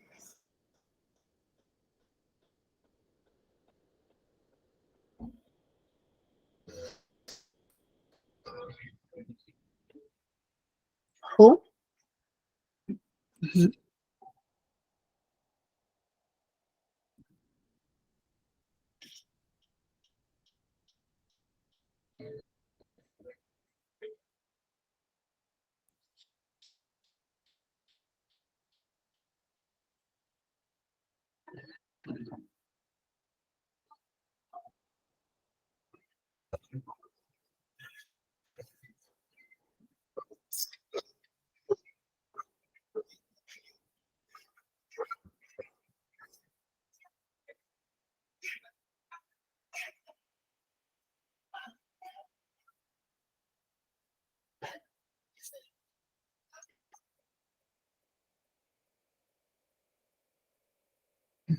Very good.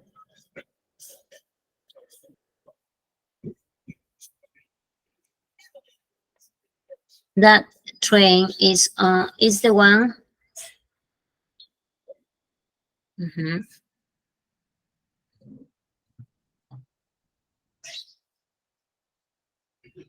That's the cafe.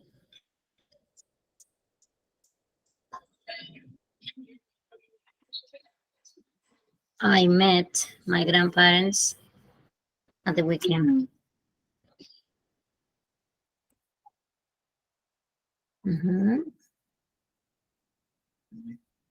The farmers are the people. The farmers are the people.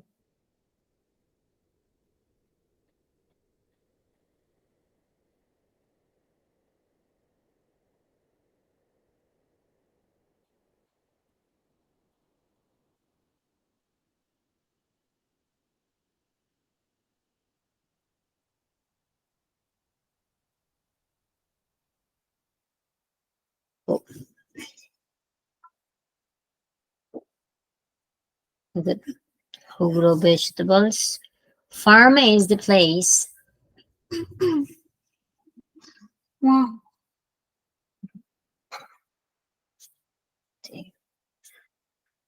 CX, where lots of animals live.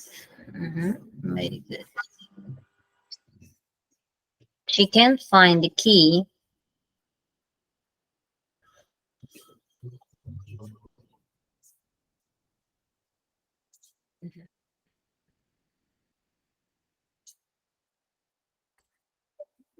excellent.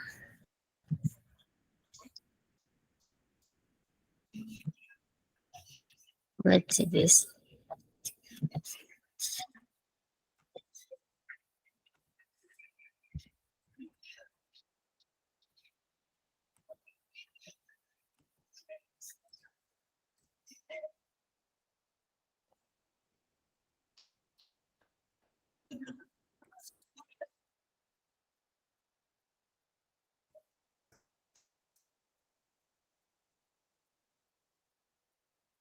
Mhm.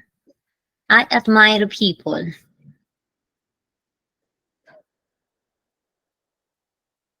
who are brave, who speak up. I admire people who has a good heart.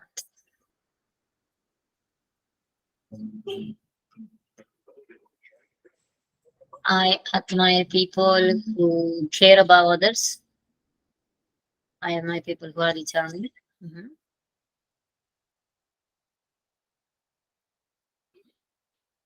Okay, who work at night. Next. I think we should meet people who inspire us.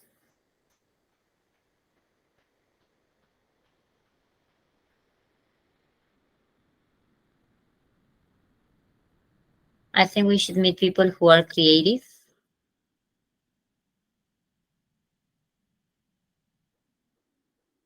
who are good models to follow.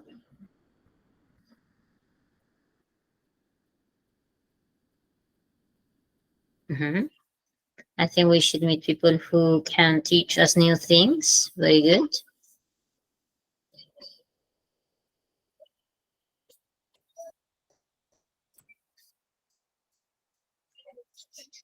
Yes, very good to share some experiences in teaching. Are you a teacher, Sylvia? An English teacher? Yeah, very good. Lovely. I never buy things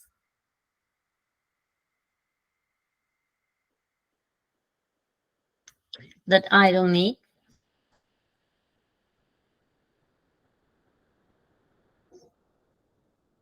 that have only one use. I never buy things that are extremely expensive, that can cost an arm and a leg.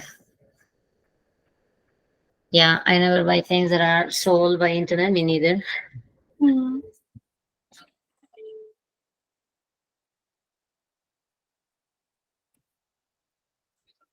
I often choose to eat food that's organic. I often choose to eat food that is homemade.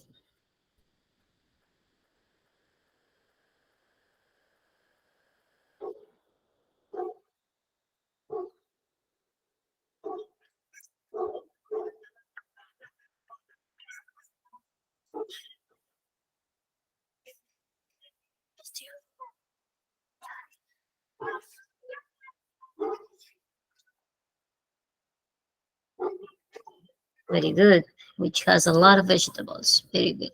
And protein. I have never met someone who has climbed Kilimanjaro.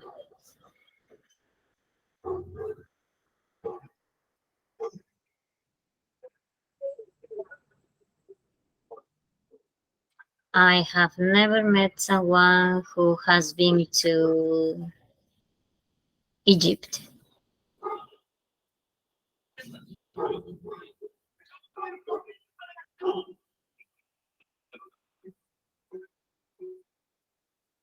Yeah. I have never met someone who has won a Pulitzer. Never. I'll never forget the time. Who has been to Croatia? Very good, Sylvia. I'll never forget the time.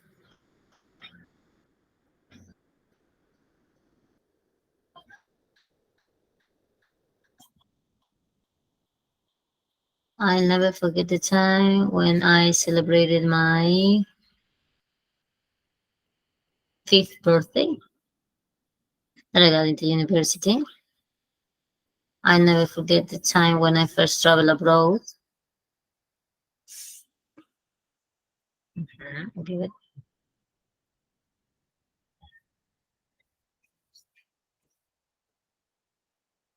I don't enjoy subjects. I had my first song. Very good, Sylvia. Lovely. I don't enjoy subjects when I was at school.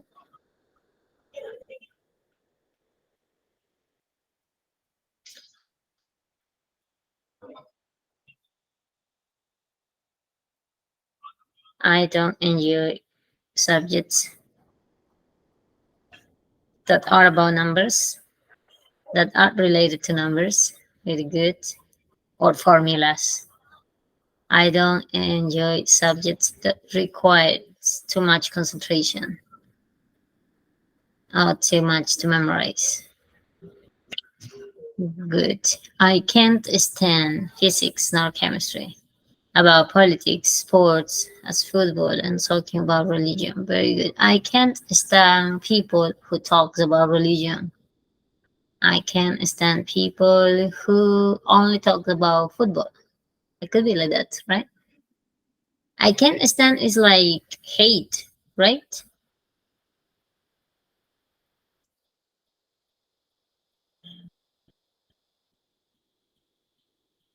Can't stand es igual a qué? Like or dislike?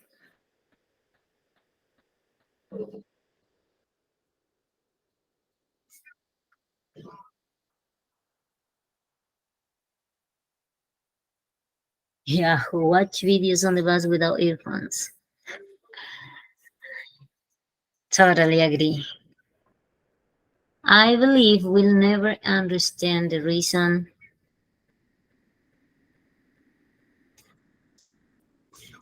I believe we'll never understand the reason that we still live in a poor country.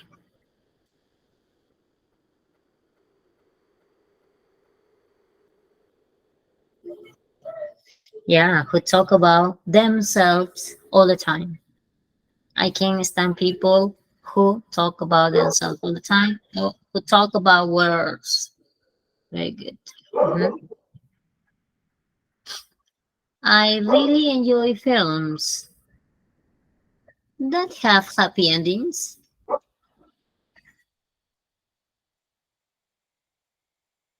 I really enjoy films that don't contain a lot of blood,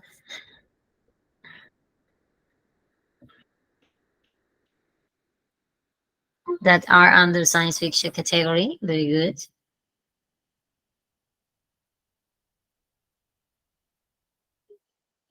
About love, yeah, and some fiction. I don't like books that do not have pictures.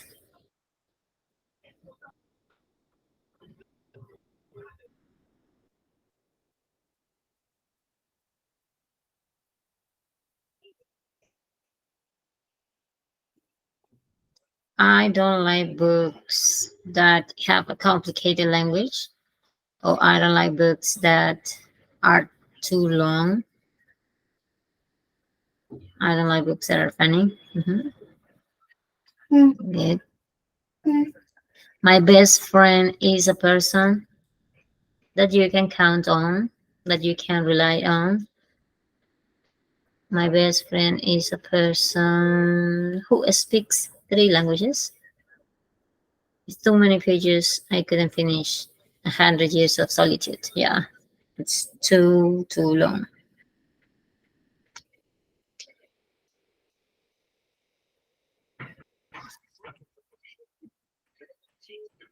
My family and I love the dates when we gather together and enjoy a lovely meal under the sun.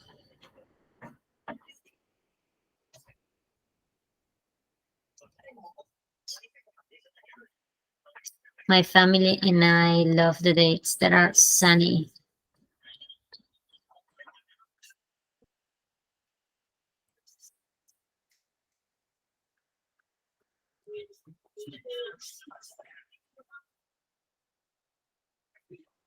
When we are together on weekends, when our parents were alive. Hmm. I usually visit places that has a history, that has a good background.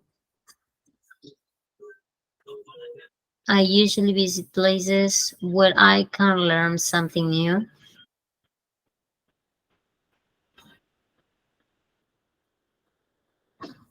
Yeah, that are not overcrowded. Mhm. I've never cooked something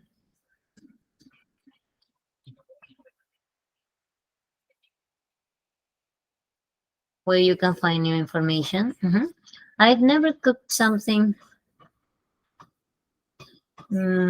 What it will be?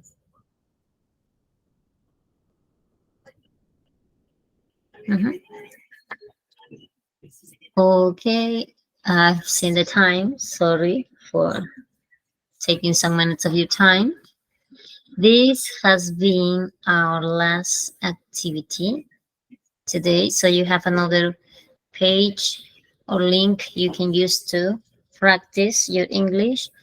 Thank you so much for these 2 weeks and 4 sessions. It has been formidable for me to be your English teacher. I hope we can meet sometime.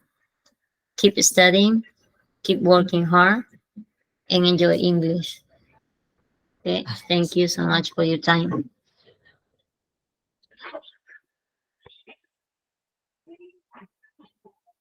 Miss Monica? Muchísimas gracias, maestra Jenny.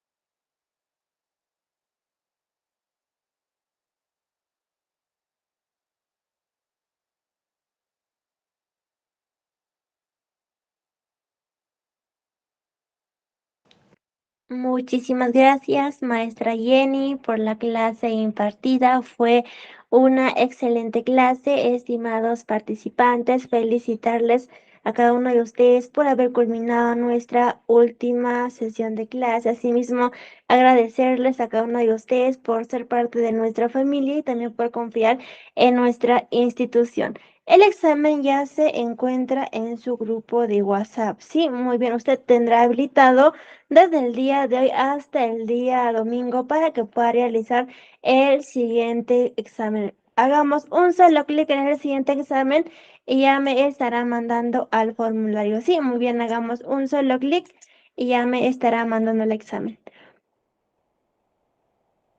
Muy bien, los participantes que van a tramitar el certificado tendrán estos beneficios: código QR, código único de registro, campus virtual habilitado por más de 2 años, habilitado 24/7. Primeramente, usted tiene que llenar sus datos correspondientes, su correo electrónico, sus apellidos y nombres. Por favor, tiene que estar en mayúscula porque trabajamos con la RENIEC, su número de DNI y su carnet de extranjería si usted es de otro país. Número de WhatsApp: desde qué lugar llevas el curso, coméntenos, y asimismo contarán con 10 preguntitas. Una vez que usted haya respondido las preguntas correspondientes, usted se ubica en la parte final y tiene que hacer un solo clic en enviar y ya se envió el siguiente examen. Usted puede ver su puntaje en ver puntuación. Si usted tiene una nota mayor e igual a 14, ya se puede comunicar con la oficina para su trámite de su certificado correspondiente. Sí, muy bien, hagamos un solo clic y ya me estará mandando a la oficina. Hagamos un solo clic aquí y ya me mandará a la oficina. Sí, muy bien, usted solamente tiene que hacer un solo clic y a chat y ya se estará comunicando con la oficina para su trámite de su certificado. De igual manera, les dejo su número de contacto y el siguiente link para que usted pueda realizar sus trámites de certificado correspondientes. ¿Sí? Muy bien, si desea realizar una contribución a nuestra institución, el Tecnológico, por lo aprendido, comunícate. Si usted es jubilado, ¿no? Y desea realizar una contribución a nuestra institución por lo aprendido, se puede comunicar con el siguiente numerito o con el siguiente enlace. De igual manera, adjunto cuenta de depósitos que sale a nombre de la señorita Raquel y también contamos con YAPE que sale a nombre de nuestra institución, el Tecnológico. Sí, muy bien, en breve les voy a explicar sobre el certificado. Al finalizar el curso, usted obtendrá un certificado con mención en inglés avanzado C2 a nombre de nuestra institución. Y recuerda que el certificado sale con 90 horas académicas. Si usted me pregunta, señorita, ¿por qué sale con 90 horas académicas? Claro que sí sale porque cuando usted va a tramitar, tendrá como regalo el campus virtual habilitado por más de 2 años. ¿Cómo estaremos en contacto? Por esa razón sale con 90 horas académicas. Para que usted pueda tramitar, tiene que tener una nota mayor e igual a 14 y el costo es muy simbólico de 30 soles. Es para mantener sostenible nuestra institución y para seguir brindando más cursos gratuitos. El trámite es opcional, pero como institución les recomendamos que tramiten su certificado. Recuerda que el certificado avala tu conocimiento. Como vemos en la pantallita, es el nuevo diseño del certificado del año 2023. Va el logo, asimismo va sus datos de usted, sus apellidos y nombres, ¿sí? Su nota, el nombre del curso y la fecha de emisión. Va también la firma del gerente, la firma de la directora y todas las entidades que tienen convenio con nuestra institución. Va también el temario que hemos aprendido durante nuestras 2 semanas de capacitación. En la parte más abajo va el sistema de código de validación, que es el código QR. Si los participantes que van a tramitar tendrán como agregar el campus virtual. En el campus virtual usted va a encontrar materiales, videos y recursos adicionales habilitados por más de 2 años. Y también recuerda que el certificado cuenta con un sistema de código de validación, que es el código QR. Para mayor información para su trámite de certificado, por favor comunicarse con la oficina de certificación con el siguiente numerito para poderlos ayudar en su trámite de su certificado. Sí, muy bien. Asimismo, hacemos envíos a nivel nacional. De manera digital se envía a su WhatsApp personal por PDF y por otro lado que hacemos envíos de manera física a nivel nacional, ¿sí? Muy bien, el envío en físico tiene un costo de 15 soles. Por ejemplo, hay una oferta. Si usted tiene amigos, familiares, amistades, podemos hacer un solo envío. Usted haría un solo depósito por un solo pago y por un solo envío, ¿sí? O tal vez usted tiene 5 certificados, 6 certificados, paga por cada certificado 30 soles y por el envío solo pagaría 15 soles por un solo envío por su certificado en físico, ¿sí?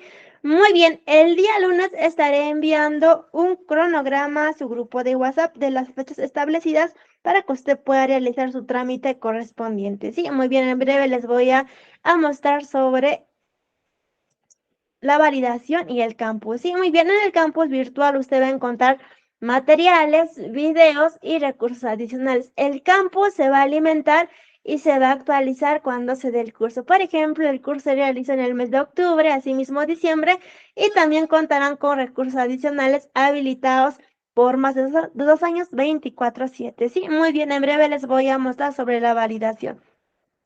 Cuando usted se presente a una entidad contratante, ¿sí? La entidad contratante va a escanear su certificado y le va a mandar a nuestro sistema de validación, ¿sí? Tendrá que insertar su número de su DNI de usted, por ejemplo, aquí.